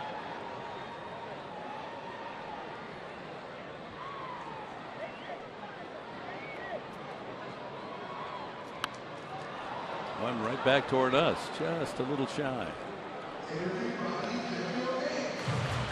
Storen was the #1 draft pick of the Nationals 5 years ago, 10th overall.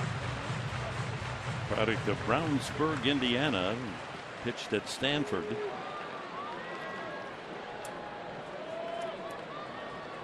He was the 10th overall selection in the 2009 draft.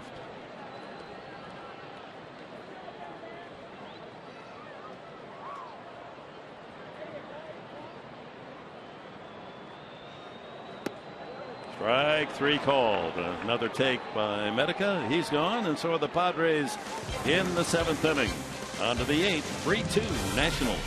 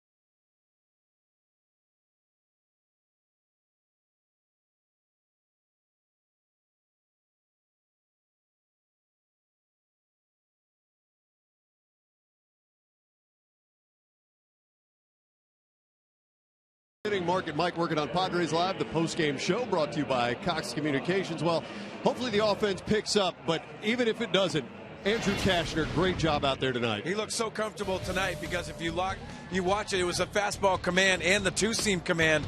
Good sliders occasionally, the changeup to go along with it, but the fastball command to both sides of the plate was very impressive tonight by Cash. Time to ramp up the support of this Padres pitching. Running out of time to do so. Trying to get Andrew Cashner and his team a little bit of help. So when we see you in the post-game show, we'll have everything that happens here on the field. Of course, you'll hear from Buddy Black and our instructional tonight, how to handle the push bunt, how to execute it. We saw Andrew Cashner give it a whirl tonight, and Everett Cabrera did it a couple of nights ago. Tonight, Mark Sweeney teaches you coaches and kids how to do it the big league way. We'll see you after the final out. All right, Mike. Greg Dobbs, pinch hits for the pitcher, Drew Storen, leading off the top of the 8th inning. Then Span and Franson. A high chopper, lots of English, easy flip, one away. Just to underline what Andrew Cashner has done with so little credit when you look at his statistics, he has now gone at home 13 consecutive starts, allowing 2 runs or less, an ERA of about 1.50 at home, and his record is 4-5. Where's the justice? He's doing what he can control, right? That's right. That's the most you can ask. As Alexi Amarista goes into play second base. And he will hit in the pitcher's spot. No, they've inserted him at the moment in the 7th spot in the order. We'll see if that is the case.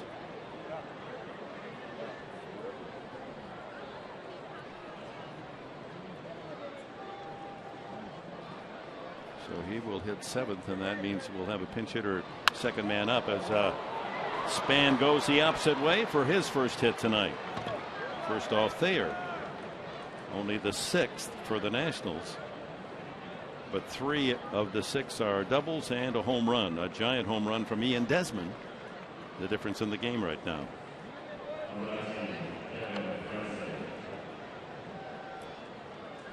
Kevin Franson singled in the first inning, struck out and grounded out.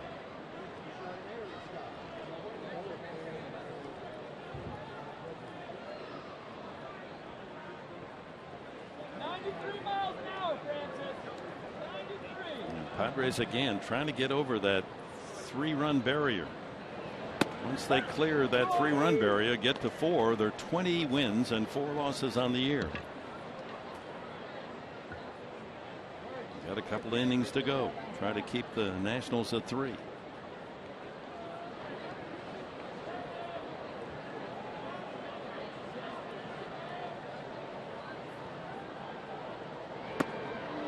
Swing and a miss. 0-2. We start tonight. Washington just 1 game out of first place. Atlanta. Last we saw, Atlanta was leading at Arizona by a run, middle innings.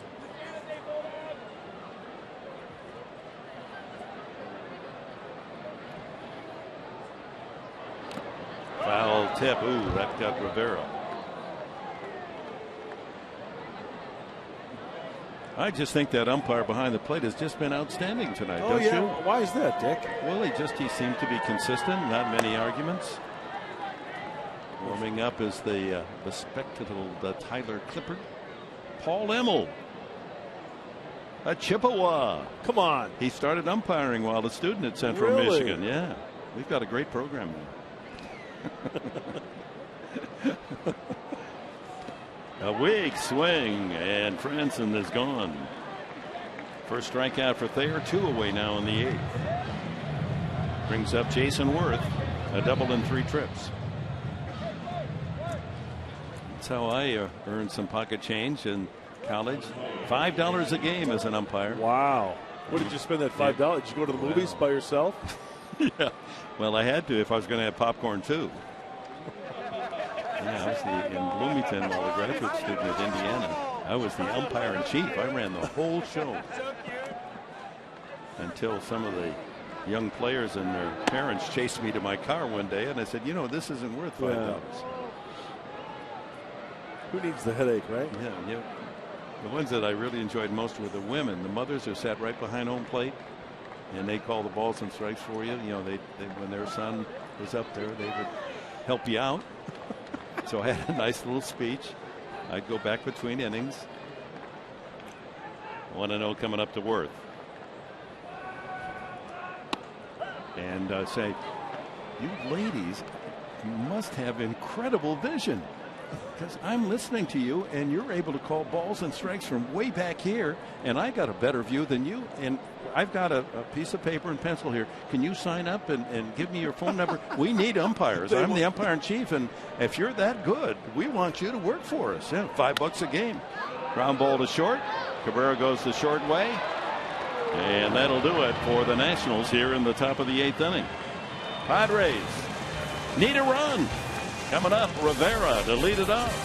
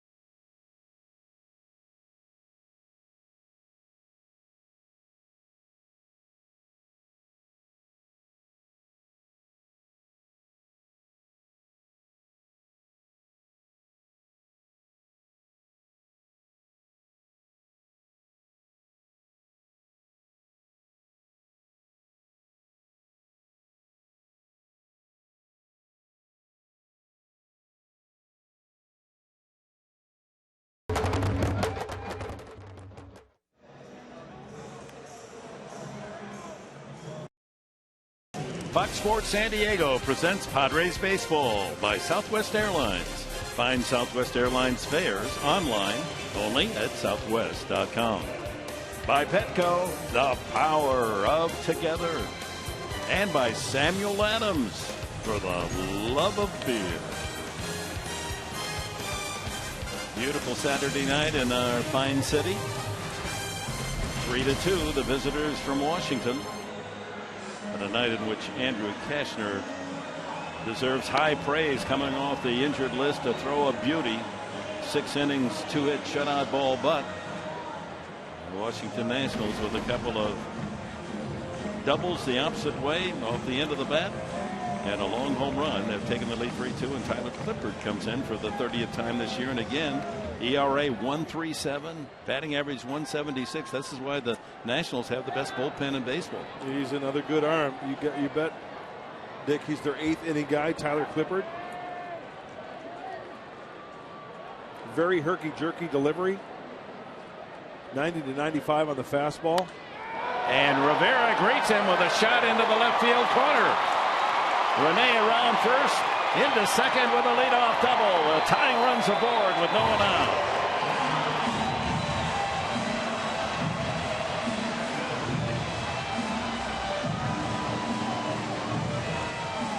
You know, I talked to Phil Plantier before the ball game, the hitting coach for the Padres, and one thing he said about last night's game that this team needs to do tonight, and that is if you get the fastball early, hunt that fastball and get all over it. Rene Rivera taking that plan to heart. First pitch fastball elevated. He is all over it. Good advice, Phil Plantier. And here's why I think that the Padres did double switch, because Bud Black likes the matchup with Clippard and Christian Orphea. He's 2 for 4 off of him in his career. He's got a couple walks. Remember when Dale Thayer went in there, he was in the number 9 spot, so now Denorfia pinch hitting. Chris did not play last night, was not in uniform. His wife Lauren presenting Chris with his first child. Good situational hitter, and he squares the bunt. It's a beautiful bunt to third. The sacrifice works. The tying runs at third with 1 out here in the bottom of the 8th. And also he can handle the bat, as you mentioned, Dick. Playing at home, trying to get that tying run over from second base to third. He is successful at that. Great back control, getting it done early. 5-3 on the putout. Perfectly done. Everett Cabrera with the infield drawn has grounded out twice and popped up. Infield tied hitters delight for Cabrera. Rivera less than average speed at third. The Nationals will try to cut him down at the plate. He lays off that high fastball. And you know the old adage of baseball, right? You play for the tie at home, right? That's exactly what the Padres are trying to do right there. Lead off double. Denorfia gets him in over nicely. Cabrera looking for an RBI that will match his stolen base total, 12.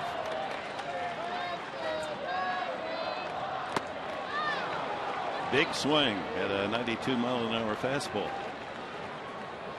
Got to lay off the high heat. Did that against Roark yesterday. Everett did high fastballs. Well, and that's in the scouting report now. He's going to see a lot of those. 1-1 with Will Venable on deck.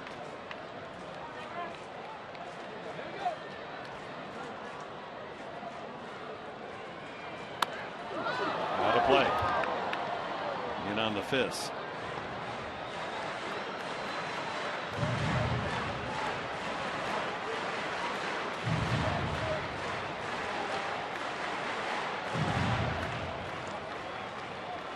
Rene Rivera 90 feet away from tying it up. 3-2 Washington.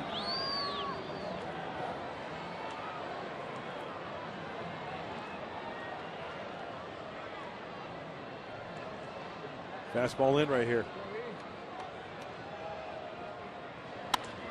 Fly ball shallow in right center, falling in a hurry. Here comes Span, makes the catch And no way that Rivera can score on that. Too shallow. Hit it a bit too high. Would have been due justice, wouldn't it? Poetic justice if that one had blooped in there after what Washington did in the top of the 7th with a couple of doubles that weren't hit well. But it didn't work out that way and span a short throw to the plate. Yeah, Rene wasn't even tagging on that one. He was hoping that one was going to drop in there. Then he was going to possibly go. So Will Venable called back by Bud Black, and Carlos Quentin will pinch hit. Quentin is due. 0 for the last 16.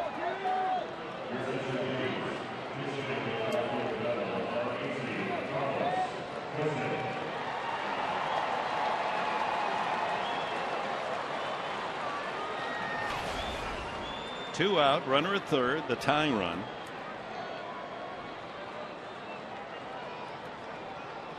A couple of home runs for Quentin.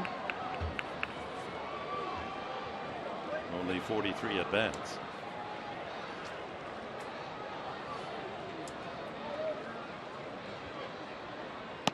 Way out in front of a changeup.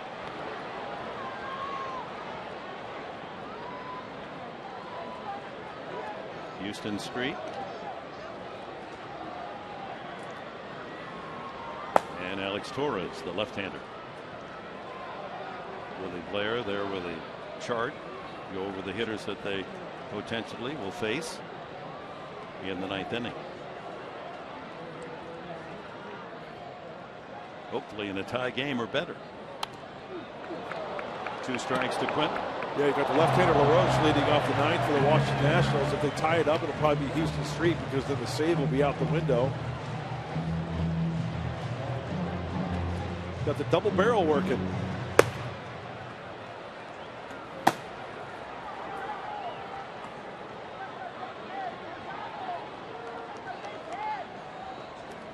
Down on the count, 2 strikes, 2 outs. Rivera leading down the line at third.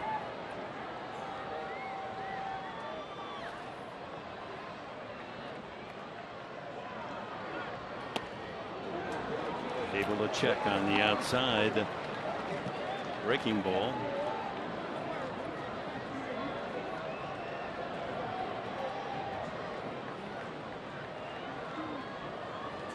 Seth Smith on deck. Has a couple of hits, 2 of the Padre 6 hits. Got him. So the Padres get a leadoff double, but can't get Rivera around. And after 8, it's Washington in front 3-2.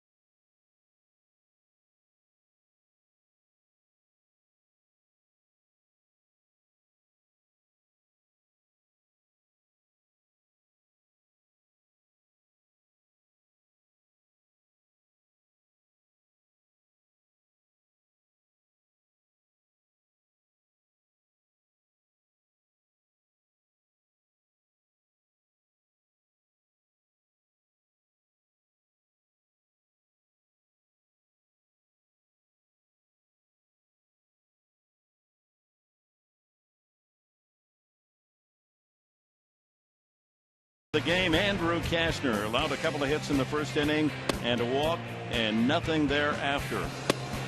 Retiring 16 batters in a row, 5 strikeouts, 2 hits, no runs. An outstanding effort coming off the DL, and their Bud Black there telling him, hey, you keep throwing like that and You indeed are the top of the rotation starter for us. But he can't win it tonight as the Padres bullpen failed. Nick Vincent giving up a couple of doubles and a long home run in the 7th inning, and Washington rallied from 2-0 down to take a 3-2 lead. Here's Alex Torres. So the left-hander Adam LaRoche is going to lead it off for the Nationals, so you might see him for one hitter. We saw Houston Street up, but probably Alex Torres' inning. Last time out for Alex, it's been 5 days ago. It was back on the 2nd. That was on Monday against Pittsburgh. DeNorfia stays in the game. He'll be in right field for Venable. So the outfield, Smith in left, Maben in center, DeNorfia in right. The infield, Headley, Cabrera on the left side, Amarista at second, Alonso at first. LaRoche, he and Zimmerman back to back in the 7th inning with one out. I mean, you couldn't have fungoed 2 pop fly doubles any better than those 2 men hit. But they all count. That scored 1 run, and then Desmond hit a no-doubter home run to right center field.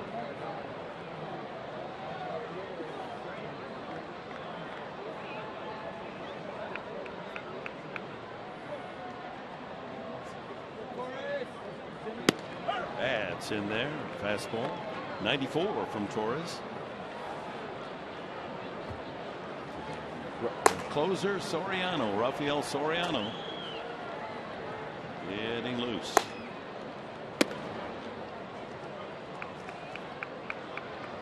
Had a couple of great years with the Yankees, then came over to Washington.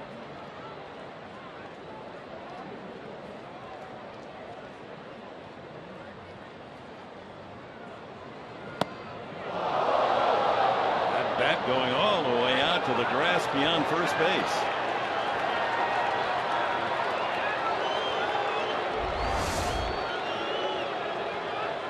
That's one of the farthest I've seen. Out to the outfield grass. You know, if I was Alonso, I'd go retrieve it, go step on first base. Take a chance. They might call him out.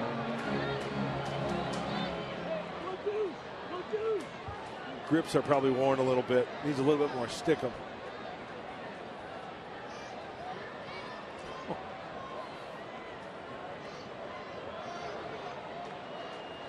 Two balls, 2 strikes on LaRoche.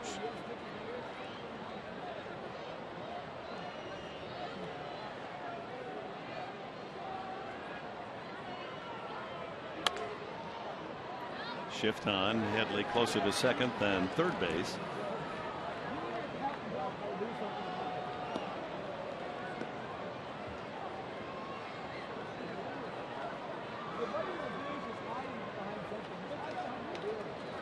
Love the fact that in this game, no matter where you sit, you see a different baseball game. You find the place in the ballpark that you like best, but they're all good. High center, right field corner, low third base. That's why that jack track must be a great seat, because you're playing right field. Yep, I love it out there. Kind of the Fenway Park seats above the monster. Play left field. And the on deck suite, that wasn't too bad, huh? That was sweet. Beautiful. Yeah, we had a good time down there. Full count now to LaRoche.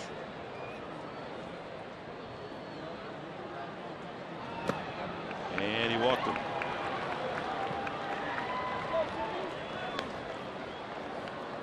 Let's go back to our keys of the game. Mark Grant, brought to you by the Honda dealers of San Diego County. Well, Dick, the first one was better at hitting fastball early. The Padres 6 hits, 3 singles, 3 doubles. We saw the double by Rivera last inning. Started off in the 8th. That was a first pitch fastball. He was all over it, and lay off the high fastball late. Well, the Padres hitters tonight has cut down on the strikeouts. Only 3 strikeouts tonight. After last night, when starter Tanner Roark struck out 11, his career high, and Detweiler in relief made it 12 total. Zimmerman with that double down the right field line, eluding Venable in the 7th, and scored on the home run by Desmond.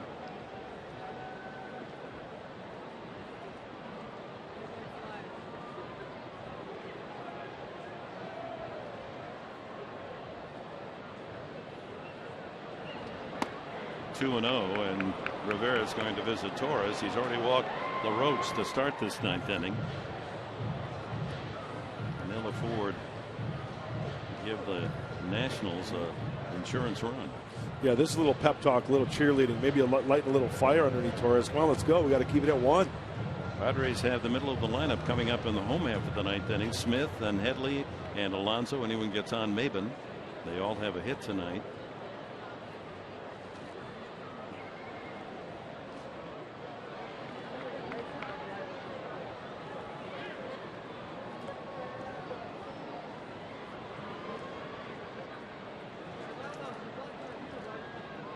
Whoa. Oof, I was thinking the same thing. Out of his hand, it looked like Alonso was going to be challenged.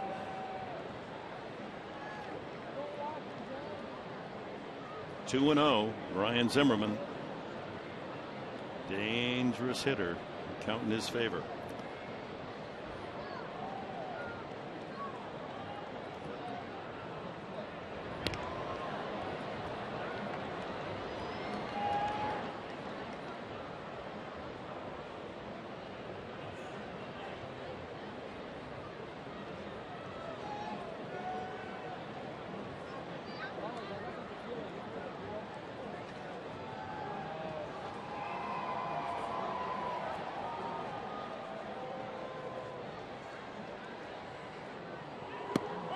That's in for a strike.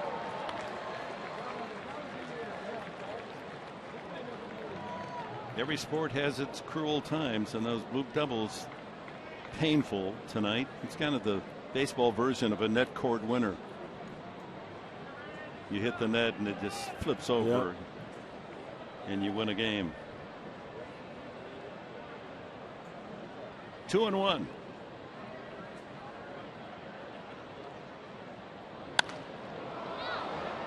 Jumps off his bat. 2 balls, 2 strikes. Well, the other Zimmerman, Jordan Zimmerman, the right-handed pitcher on the mound. They're not related. Tomorrow against Eric Stoltz. 12:30 our TV time here on Fox Sports San Diego.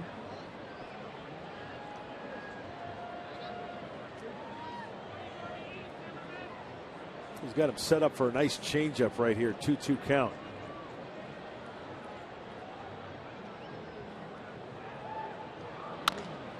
Chopped by the mound. Cabrera has only 1 play. Whoa, he has the play back. Wow. For the force. That was a fake me out. Forced play at second. Looked at as if Cabrera was going to go to first all the way and made a very tricky throw.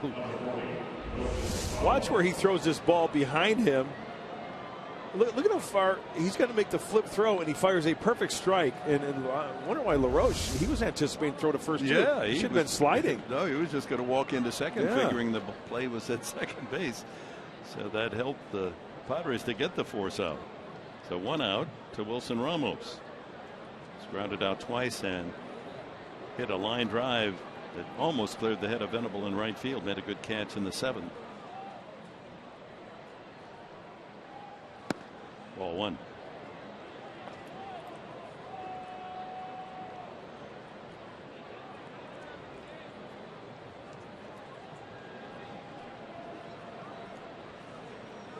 Hit totals even, 6 apiece. But the 2-run homer, the difference for Washington. Ian Desmond's homer. 3-2. The Nats in front. 2-0 to Ramos.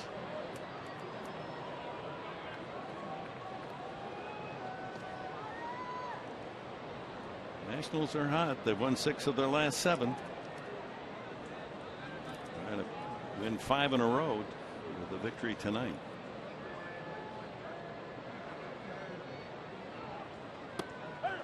That's a strike. 2-1.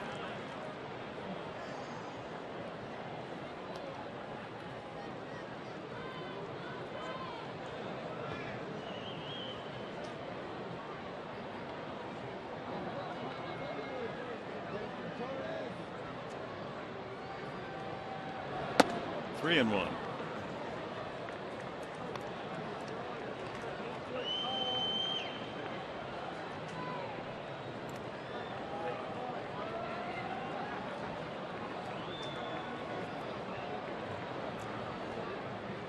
Black is not a big fan of the base on balls.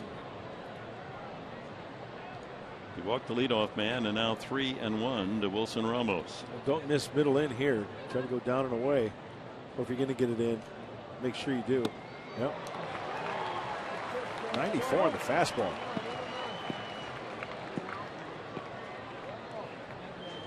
Checking the scoreboard, Atlanta in the 8th inning now leading at Arizona 2-1. Pertinent to Washington. Should Atlanta lose, Washington win, they would be in a tie for first.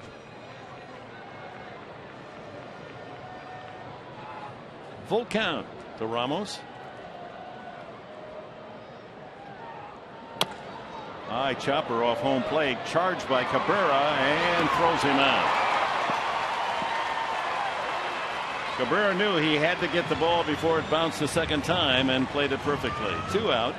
America's new sports network is the place to turn before every game, every goal, and every slam.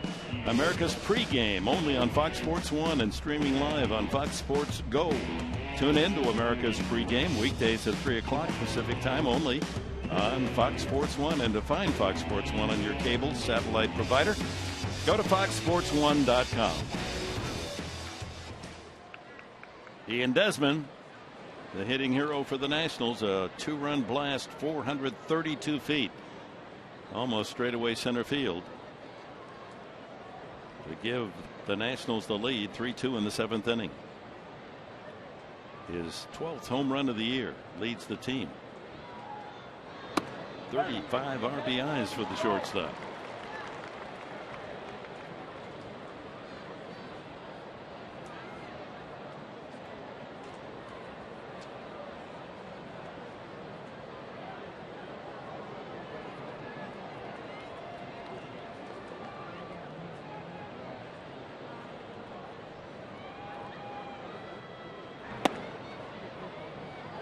One and one.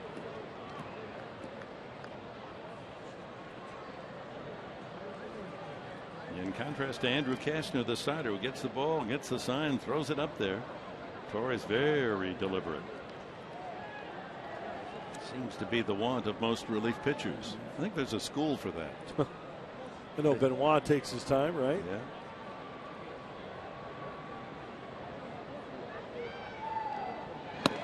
Ooh, home run cut.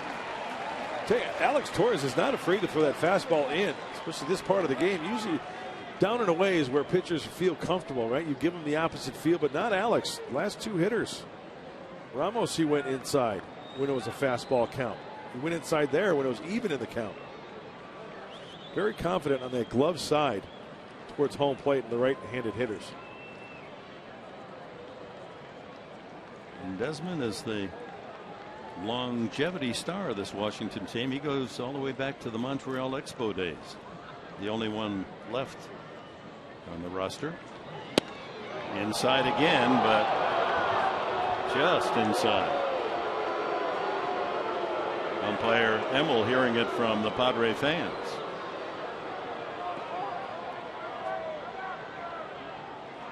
But it was indeed inside.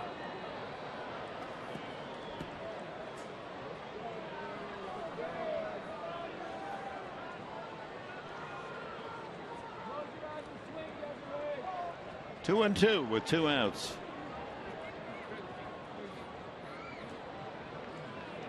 Zimmerman at second base.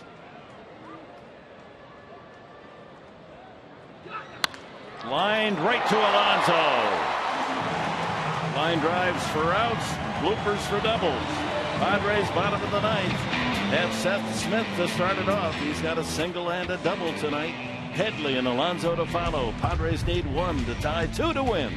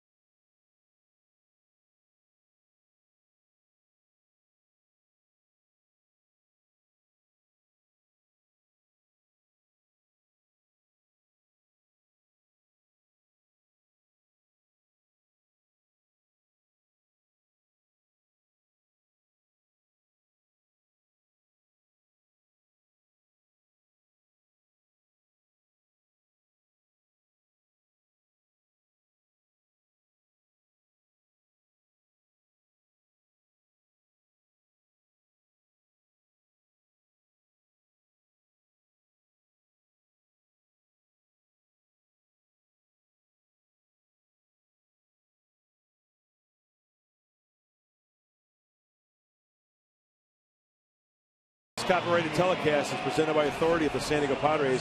May not be reproduced or retransmitted in any form, and the accounts and descriptions of this game may not be disseminated without the express written consent of the San Diego Padres. All right, thank you, Mark Grant. Here's Seth Smith, bottom of the 9th inning. Smith, the right man in the right place. 2 of the 6 hits tonight. Try to get it started. And up to Headley, Alonso, and Maben. And produce some runs here as the Padres try to rally from 3-2 down. Those beach towels being waved as rally banners tonight.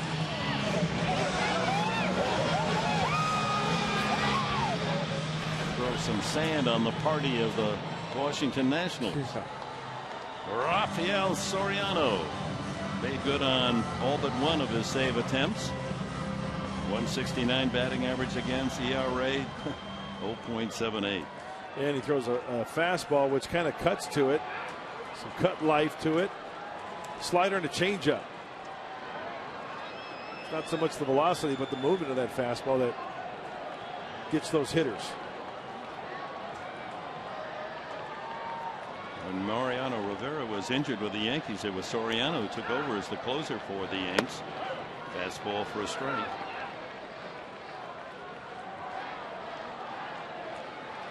He had 42 saves 2 years ago. Joined Washington last year and led with 43.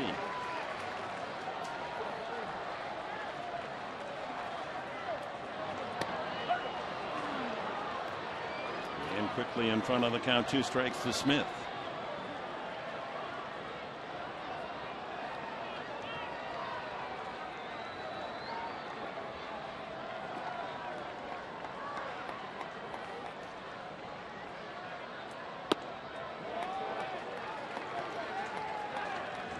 Slider 1-2.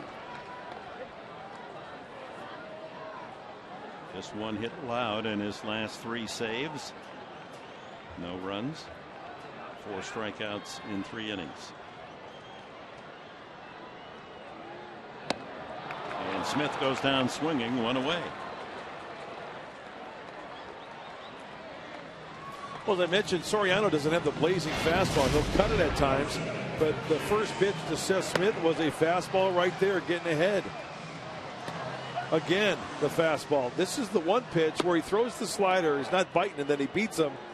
Comes right with another fastball, pounding the zone with the straight fastball. Boy, that's really challenging the hitter, isn't it? It sure is. Here it is. See if you can hit it. Chase Headley, an RBI double, and scored a run.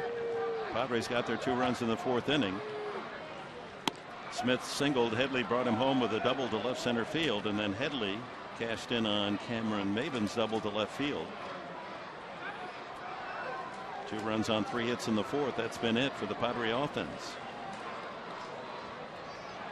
4 pitches, 4 strikes from Soriano. Quickly ahead of Headley, 0-2.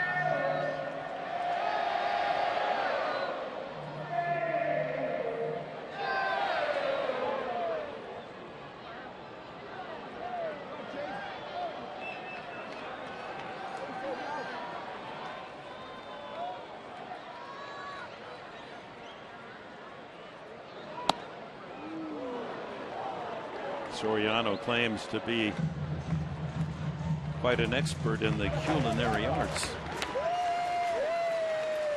Trying to serve up a saving du jour.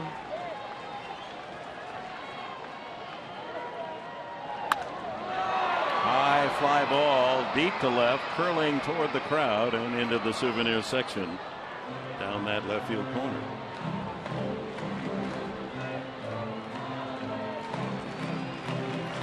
He's also a first lieutenant in the Dominican Air Force. I didn't know they had an Air Force in the Dominican Republic, but he's a honorary first lieutenant because he's done so much work with the men in uniform, with baseball equipment and such. Easy play for him, and there's 2 away. Down to Yonder Alonso as we take time for our Bill Howe play of the game, and it's Ian Desmond, the hard-hitting shortstop. 12th home run of the season off Nick Benson, 432 feet long. with a man aboard that took the game from 2-1 Padres to 3-2 Nationals. He and Desmond are play of the game. Bill Howe play of the game. Well, if the Padres don't come back and win this one's going to hurt. Yeah, they're games that are tough to swallow. Yeah. This would be a painful loss with such a great effort by Andrew Cashner wasted. And again, it just goes to show you it could be boiled down to one pitch, right? A couple of bloop doubles and a home run. Yeah. But you can't ignore the fact the Padres hitting slump for the month of June continues. This is the 6th game, and they've scored only 10 runs in 6 games. See, that's the frustrating thing. You know, Nick Vincent makes some good pitches against some good hitters, and they just dump them in there. How many times during the season those hitters hit balls actually where they were pitched? Alonso gets into that one. How deep is it to right field? Worth can't get it. Touch them all. Alonso ties it with 2 outs in the bottom of the 9th.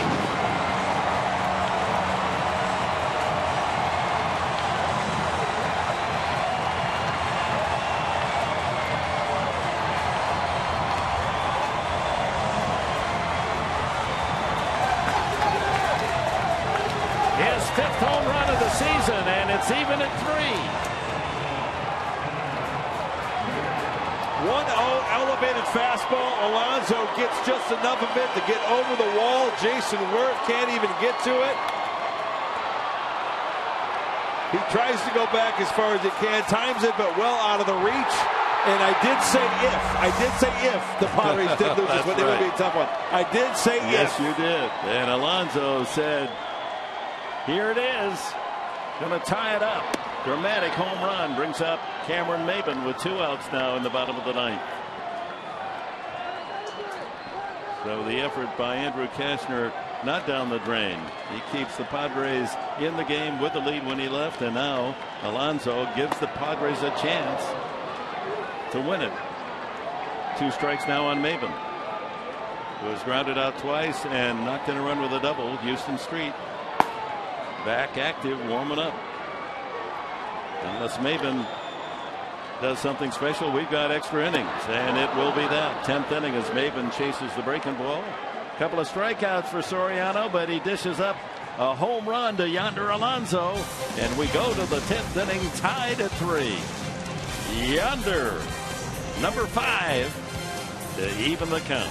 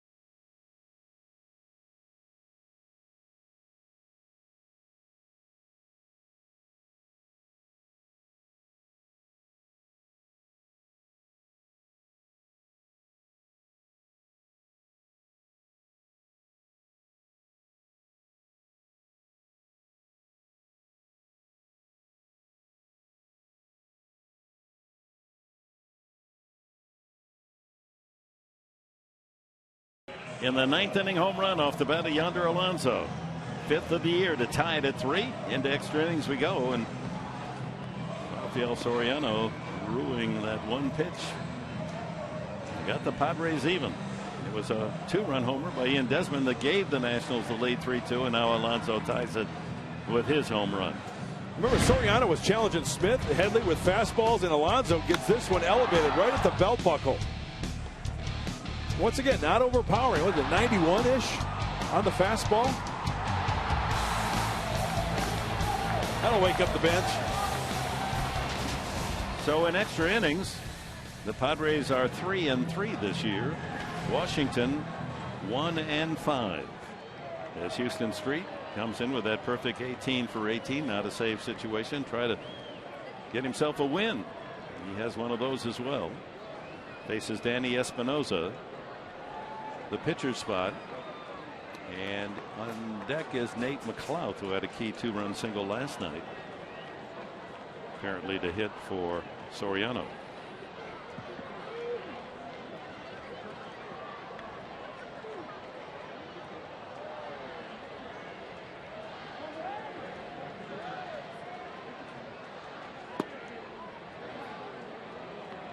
Interesting show last night. Padres POV after the game, and the nasty tweets to Street, who handled it so delicately and with humor. It was a nice segment. Tweet noise. Swing and a miss. Espinosa has struck out twice and grounded to short.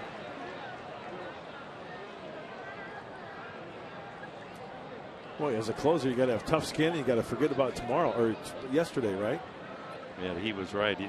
Some of those tweets went back to the start of last year when he gave up a few home runs. 1-1 to Espinosa.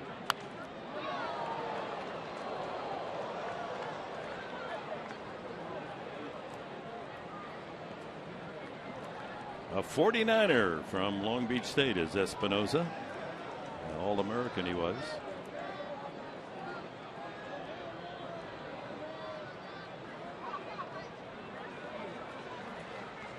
Yeah, generous fan there to give the ball to that young lad.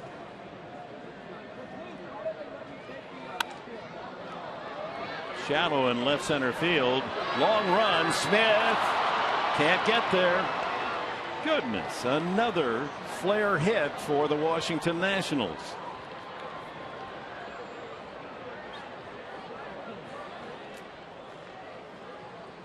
Got to be a law. Yeah, you could see all three of those defenders, Smith, Maben, Cabrera, and it just falls in there perfectly, right out of the reach of every single one of the defenders. True Texas League single, but as they say, it looks like a line drive in the box score the next day as Nate McLouth introduced. Bases loaded last night, delivered a 2-run single. He's not bunting, even though Headley way in on the grass at third. At least on that first pitch he was not.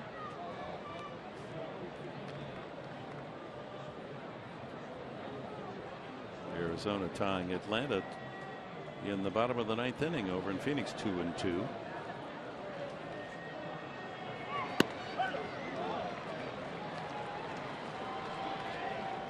After McLouth, top of the order, Denard Span and Kevin Franson.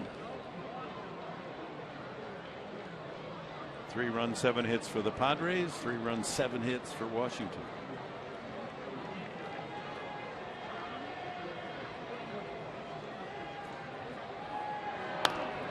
To third. Play to second base just in time. No double play. And they get the lead man. McLeod safe on the fielder's choice. 5-4 on the putout of Espinosa. Here comes Span. Let's watch this throw to Headley. He had his foot on the bag. It happened so quickly. Chase has got to go to his right, quickly plant, fire that strike. Yambarista quickly out of harm's way. Now McLouth. Pretty good speed, McLouth.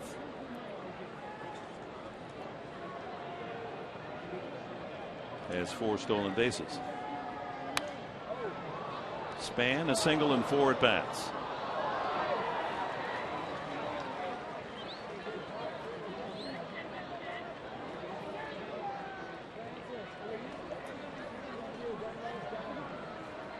Craig Stammen, the right-hander. So he'll be pitching the bottom of the 10th inning. Steven Strasburg, All-American with the Aztecs. Tony Gwynn's team leading the National League in strikeouts. He'll pitch tomorrow in San Francisco. Or not tomorrow, Monday, when they open a 3-game series. They go 3 here, 3 in San Francisco,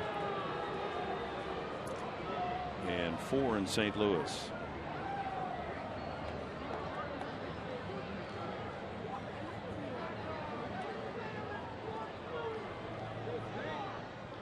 Actually 4 in San Francisco and then 3 in St. Louis without an off day, so 10 games in a row. Another soft fly ball. Smith has his beat on it and runs this one down. 2 away. Well, as soon as that one was struck, I thought for sure it was going to dump in there, but Seth Smith, that ball hanging up there nicely, and he runs it down for the second out of the inning. Off the end of the bat. No problem for the left fielder. So 2 outs to Franson. Singled his first time up. Has struck out twice and grounded out since. Former San Jose State star. He set the all-time record for hits with 246. College.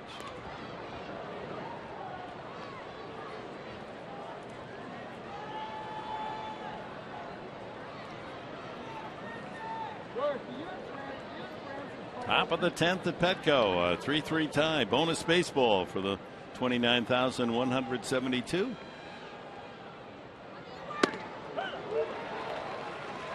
.90 on the fastball.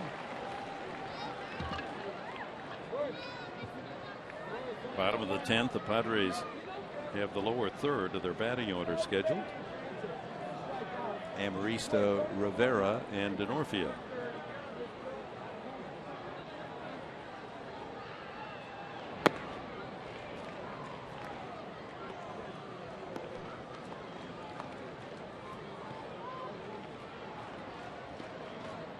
Street is in the second spot in the order.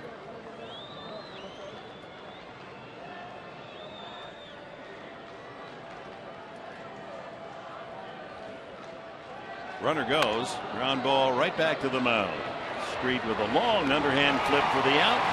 And the Padres will get their chance to win it in the bottom of the 10th inning. Alexi Amarista to lead it off.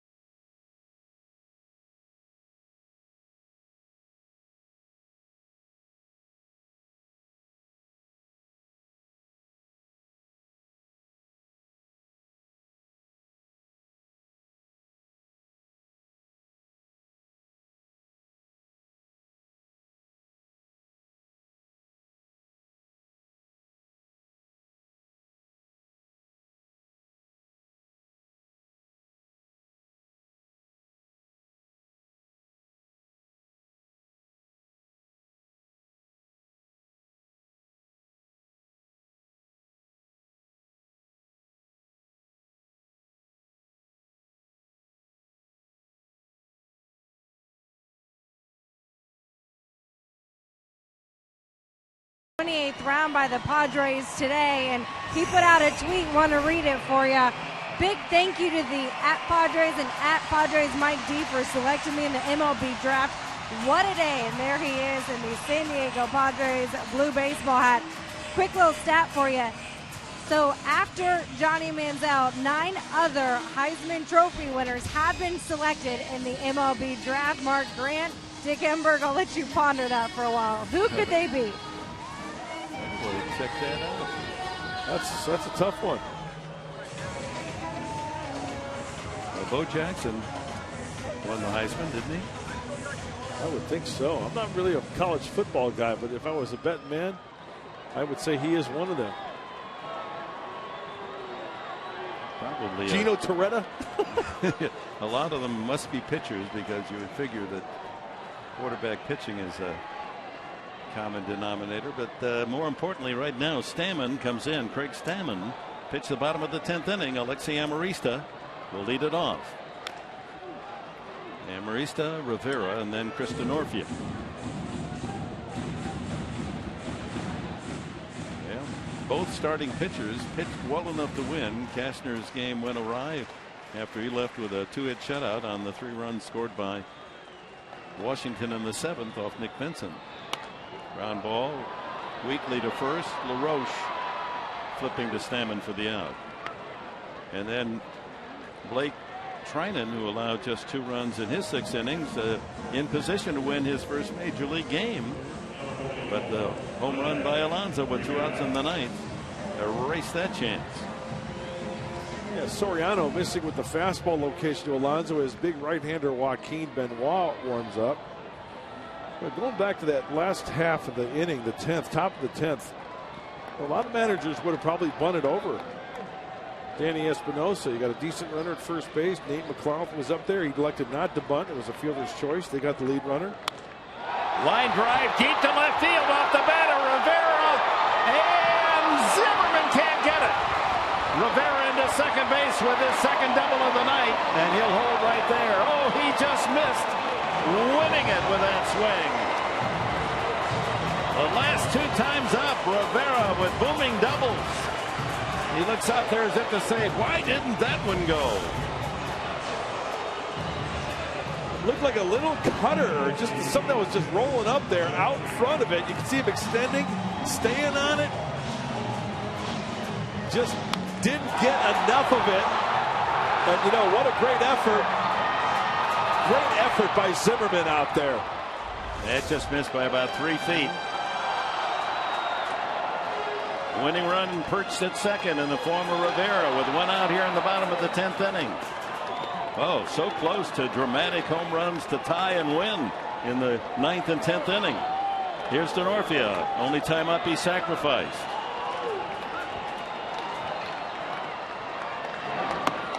Takes a strike. Watch Zimmerman and the fly to the ball. Wow, that was even closer. Yeah. That was about 6 inches from hitting the top of the wall.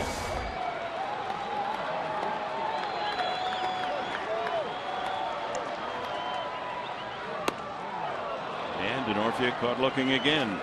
Stammen quickly in front, 2 strikes. Top of the order, Cabrera next. Winning run, Rene Rivera at second base.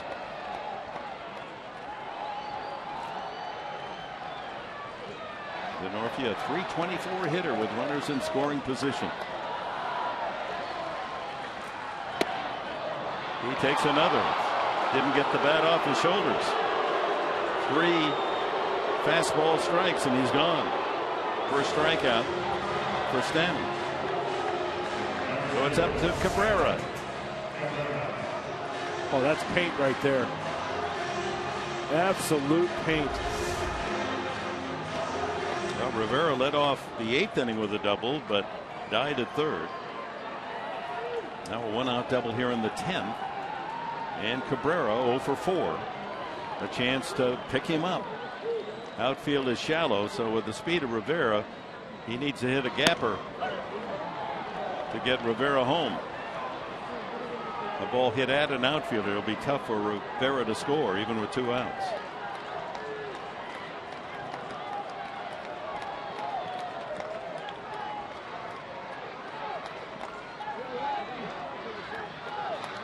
In the dirt, blocked by Ramos.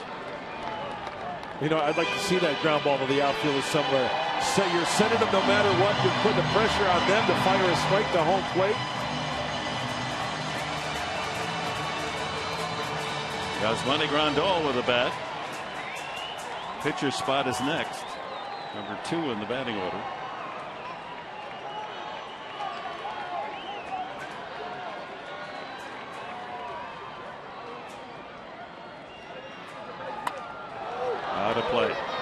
that high fastball. And the count goes 1-2.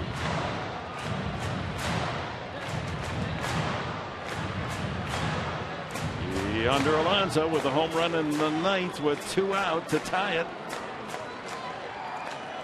Now the winning run out at second base, 2 outs in the 10th.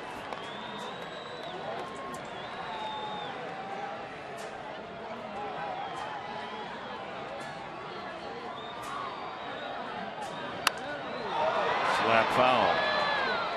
Yeah, straighten that one out. Find a gap. Let's go home happy.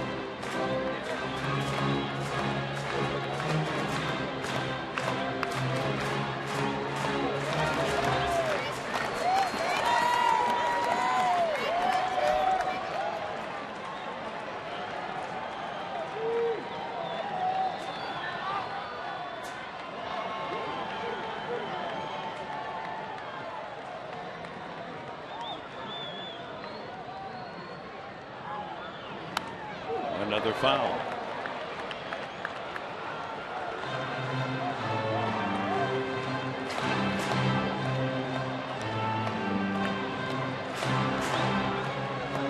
Andrew Kastner over to congratulate Yonder Alonso for that 9th inning home run to tie it.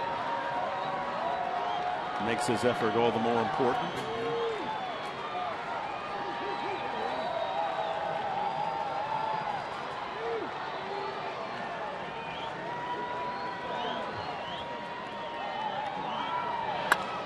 Hit to left center field and deep. A long run for Zimmerman, but he gets there for the catch. And we move up to the 11th inning. Washington 3, San Diego 3.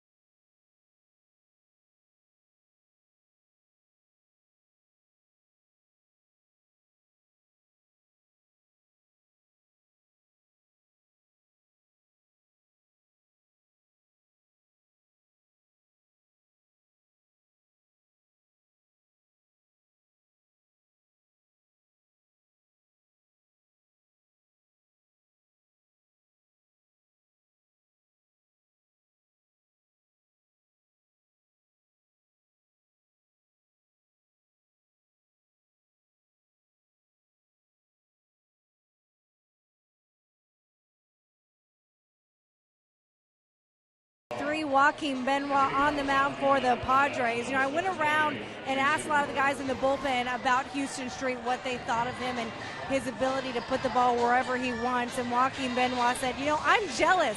I want to be able to locate the ball like that, be able to paint the corners. But when I went and told Houston Street that, he said, you kidding me?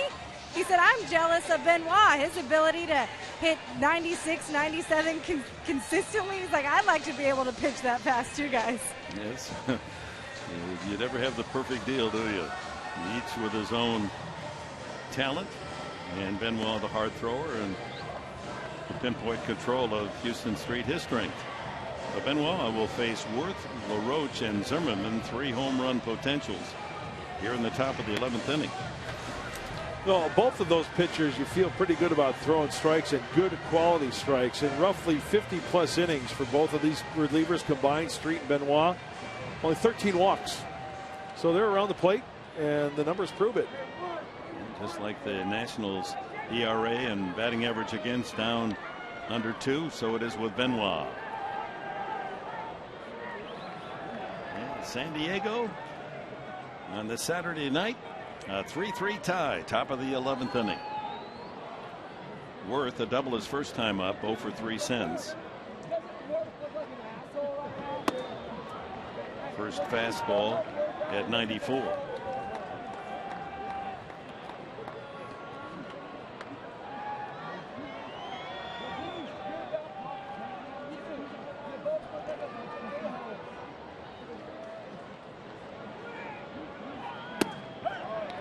Pours in that pitch for a strike.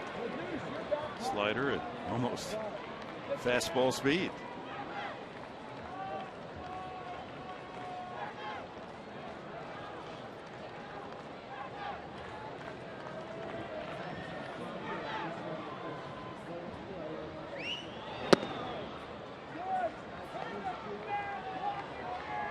If you're just joining us, the Padres took a 2-0 lead back in the 4th inning.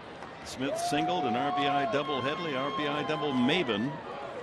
In the 7th inning, after Cashner left 6 innings of 2-hit shutout ball and retiring 16 in a row, Washington scored 3. Bloop double LaRoche, bloop double Zimmerman made it 2-1, and then Ian Desmond hit a 432-foot home run to almost straightaway center field to make it 3-2. Yonder Alonso with 2 out in the bottom of the 9th inning tied it with his 5th home run of the year. That's where we stand. Both managers going deep into the bullpen, each manager using 7 pitchers tonight. 3 balls and a strike to the leadoff hitter Worth here in the 11th.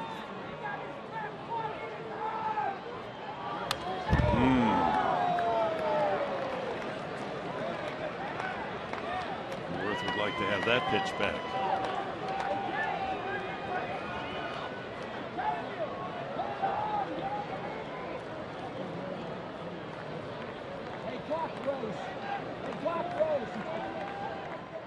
They say how players will scuffle. Well, Worth on looks unknown will scruffle. Not a lot of grooming going on right there, is there?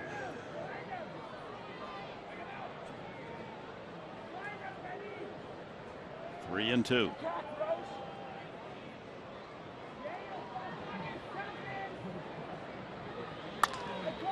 Two hopper to Amarista. 1 away.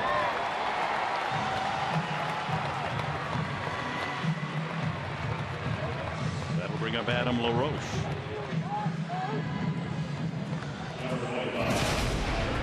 Let's go back to pitch number 1 from Benoit. He's got the fastball, the changeup, the slider. There's the slider there to even the count 1. When they tries to get him to fish for a couple of breaking balls there, another changeup kind of yanked a little bit. That was the one mistake I think Jason Worth would go the opposite way with. There's another one, but he just got on top of that ball. We've seen him drive that pitch the opposite way with the best of them.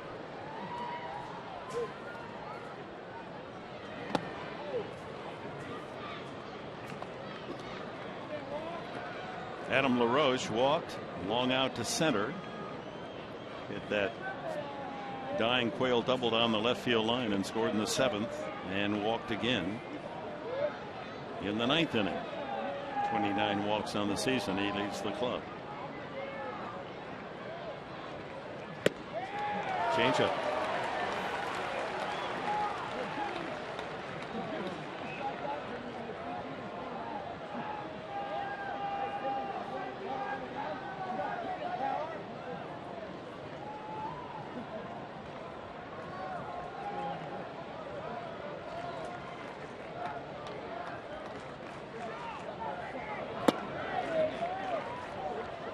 Mentioned that the Padres are 3-3, Mark Grant.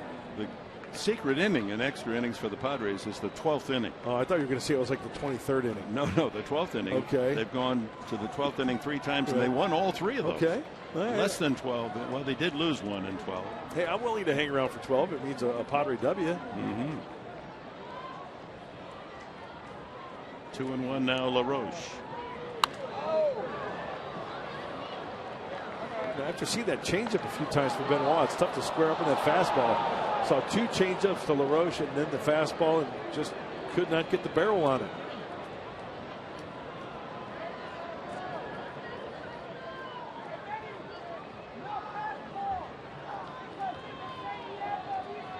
Scott Hairston has got his bat ready, possibly pinch hitting.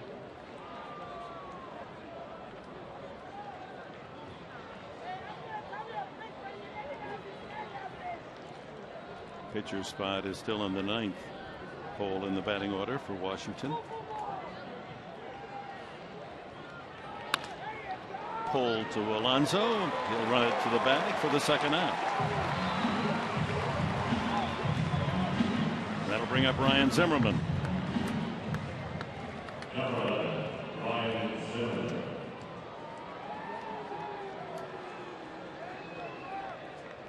Zimmerman floated a soft double down the right field line following LaRoche's bloop double for a run in the 7th. Has grounded out the other 3 times.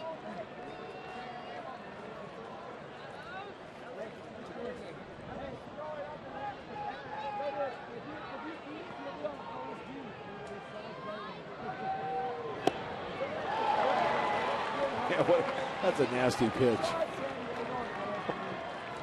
That's some late movement to it. Steven Strasburg.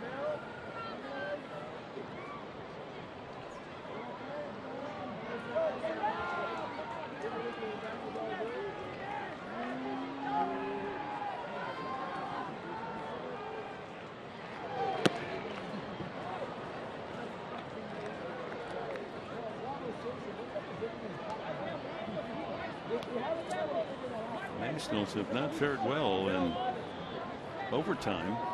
They've lost their last 5. They won the first game of the season in extra innings at the Mets, and then they've lost the last 5 times. Strike 2. Changeup.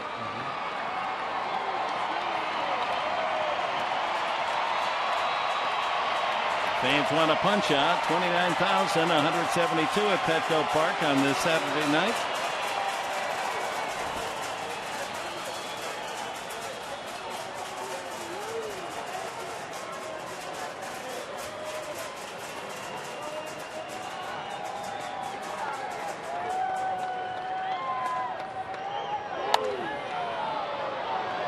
It's sailing toward the seats down the right field line. No chance for Alonso.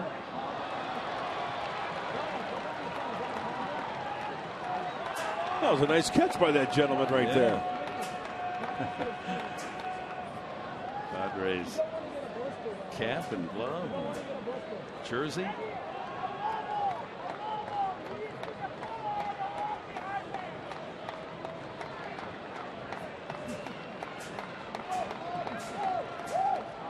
Hey, the good ones never lose their touch. That's right. Age is only a number. So a ball, 2 strikes. Ryan Zimmerman, 2 outs, bases empty here in the Nationals' 11th inning.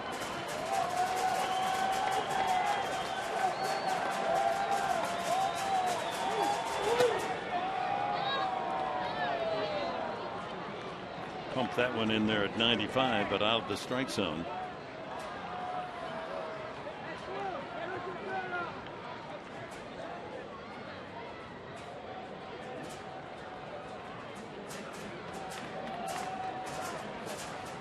Quiet approach, this and Zimmerman.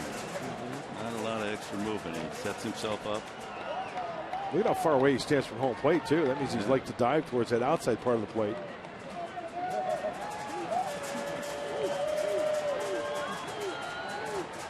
That's where Benoit wants to throw it.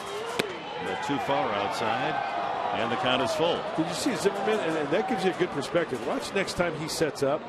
When he is in his full set position awaiting the pitch, if you drew a direct line down from his hands are still off the plate inside. That's how far off the plate he is. Tim Wallach used to hit like that. He used to dive for that outer part of the plate. So, look, see where his feet are right there? Look at his hands.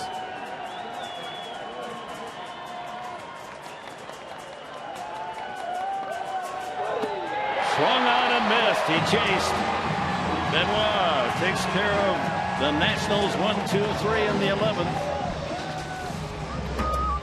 Seth Smith will hit the chance to hit in the bottom of the 11th. He's due to take his turn second up.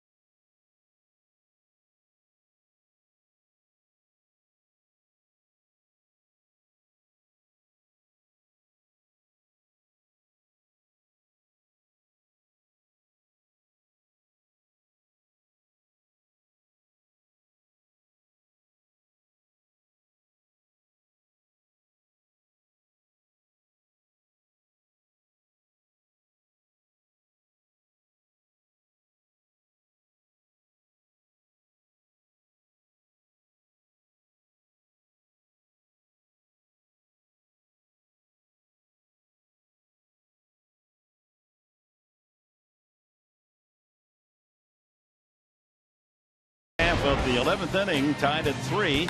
Ian Desmond with a score 2-1 hammered this long 432-foot home run to give the Nationals a 3-2 lead. Bottom of the 9th, 2 outs, and Yonder Alonso with the answer ties it up.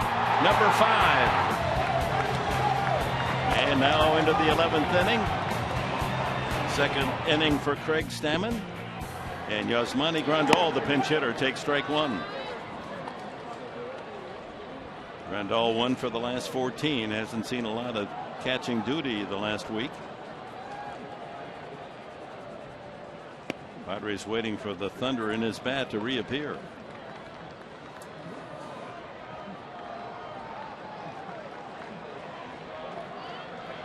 Extra innings. The Nationals bullpen not so effective. Line drive right at Desmond. Hit well, but Ian Desmond snares that bid that might have been for extra bases. That was aimed up the alley. Well, that ball was smoked. So Seth Smith steps up.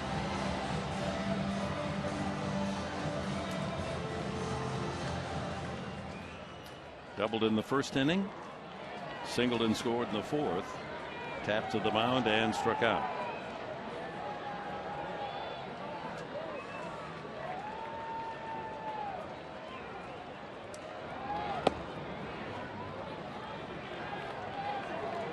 Smith, the club leader in home runs, with 6. Kevin Quackenbush getting ready. Padres hope he won't be needed. Win it right here. The beauty of extra innings as the home team. Everyone who comes to the plate represents the winning run. Well, got to stay awake now. Come on, you're about to see the Padres win it here.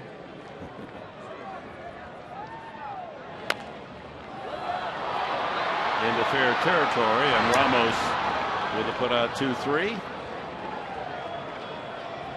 And it falls to Chase Headley. Headley, an RBI double in 4 at-bats. There's the beach towels that were given away tonight as a gift from Padre management on baseball night in San Diego.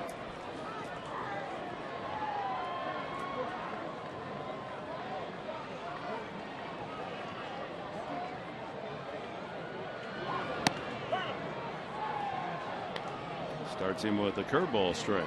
Okay, when's the last time Chase Headley hit a home run? We can look that up, right? And he has 5.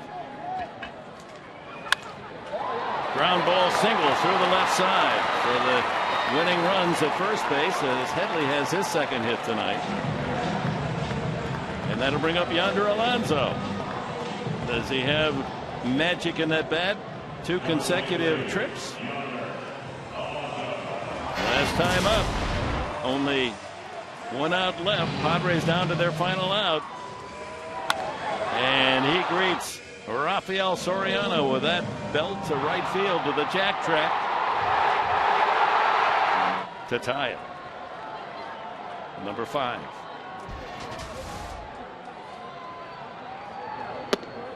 The inside, ball 1. By the way, it was June 1st when Chase Headley hit his last home run, but he extends the inning right there with a single. Nicely done. So Smith with 2 hits, Headley with 2, Alonso with 2, and Rivera with 2. Total of 9. The other hit by Maben, a double that drove in a run.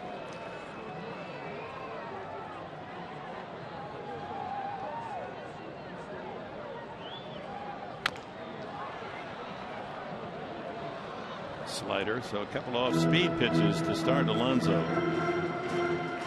The feeling Stammen doesn't want to throw him a fastball. Yeah, that's a good point. If he does throw a fastball, it's going to be well out of the zone somewhere.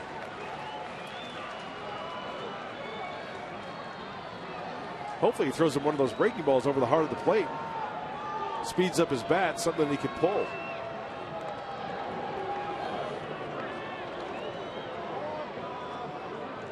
Not many times that Yonder Alonso has pulled the fastball unless he's been looking for it middle in.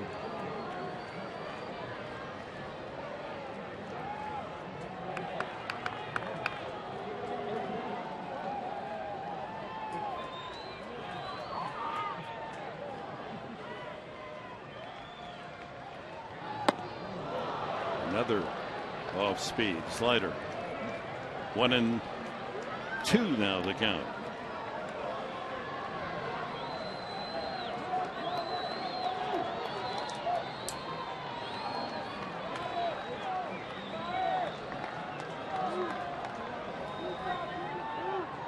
Headley the winning run at first. 2 outs here in the 11th. Ooh, good stop by Ramos. That keeps Headley there at first base.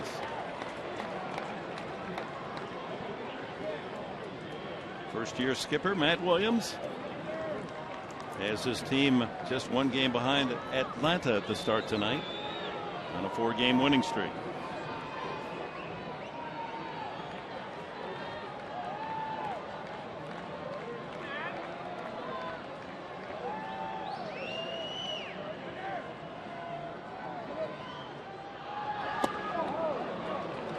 Full count. Good layoff right there. Now Adam LaRoche will be playing behind Chase Headley at first base. He'll get a free start. 3-2 pitch could score on a double. Outfield at prevent double depth.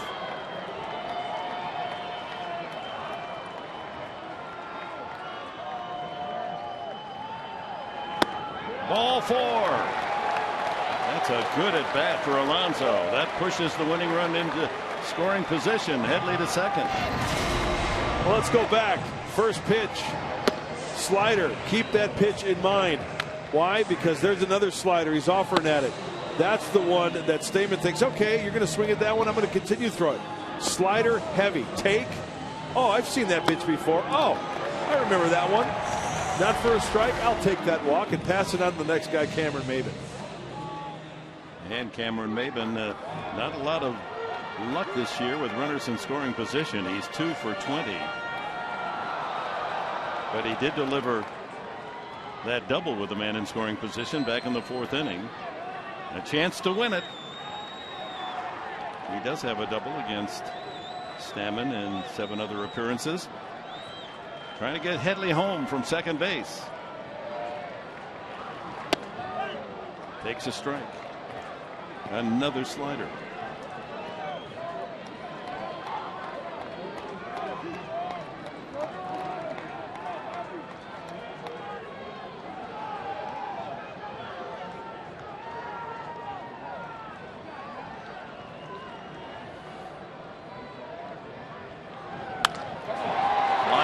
Softly to right field. It falls. Here comes Headley.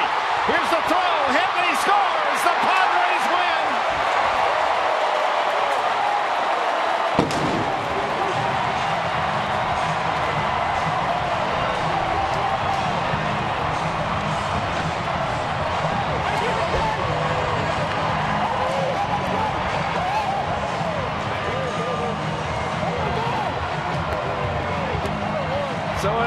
evens out. Washington and rallying from a 2-0 deficit. A couple of bloop doubles and a home run to take the lead. And Cameron Maven shooting a dying quail to right field. And with 2 outs, Headley, no hesitation, running all the way. And the Padres pull out the win 4-3. Oh, my. And, Dick, as you mentioned, the defense in the outfield, no doubles defense. Jason Worth is playing maybe a few feet from the track. Off the end of the bat, you called it the dying quail. He's got so far to run. It's placed perfectly. No chance for Espinosa. Certainly no chance for Worth. And all the boys will be boys. It's a walk-off winner for the Padres.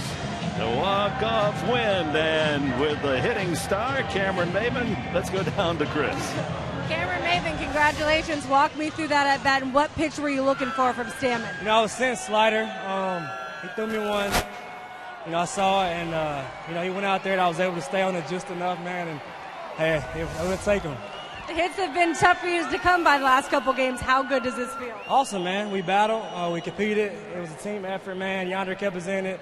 Pitching did a great job, and you got to get ready to come back and win the series. Good to see Andrew Kashner back out there again. Oh, great. You know, that dude's a stud, man. And he just, you know, when he's out there, man, we try to do what we can, and it's good to see him back out there. We'll go celebrate the win. Back up to the guys in the booth.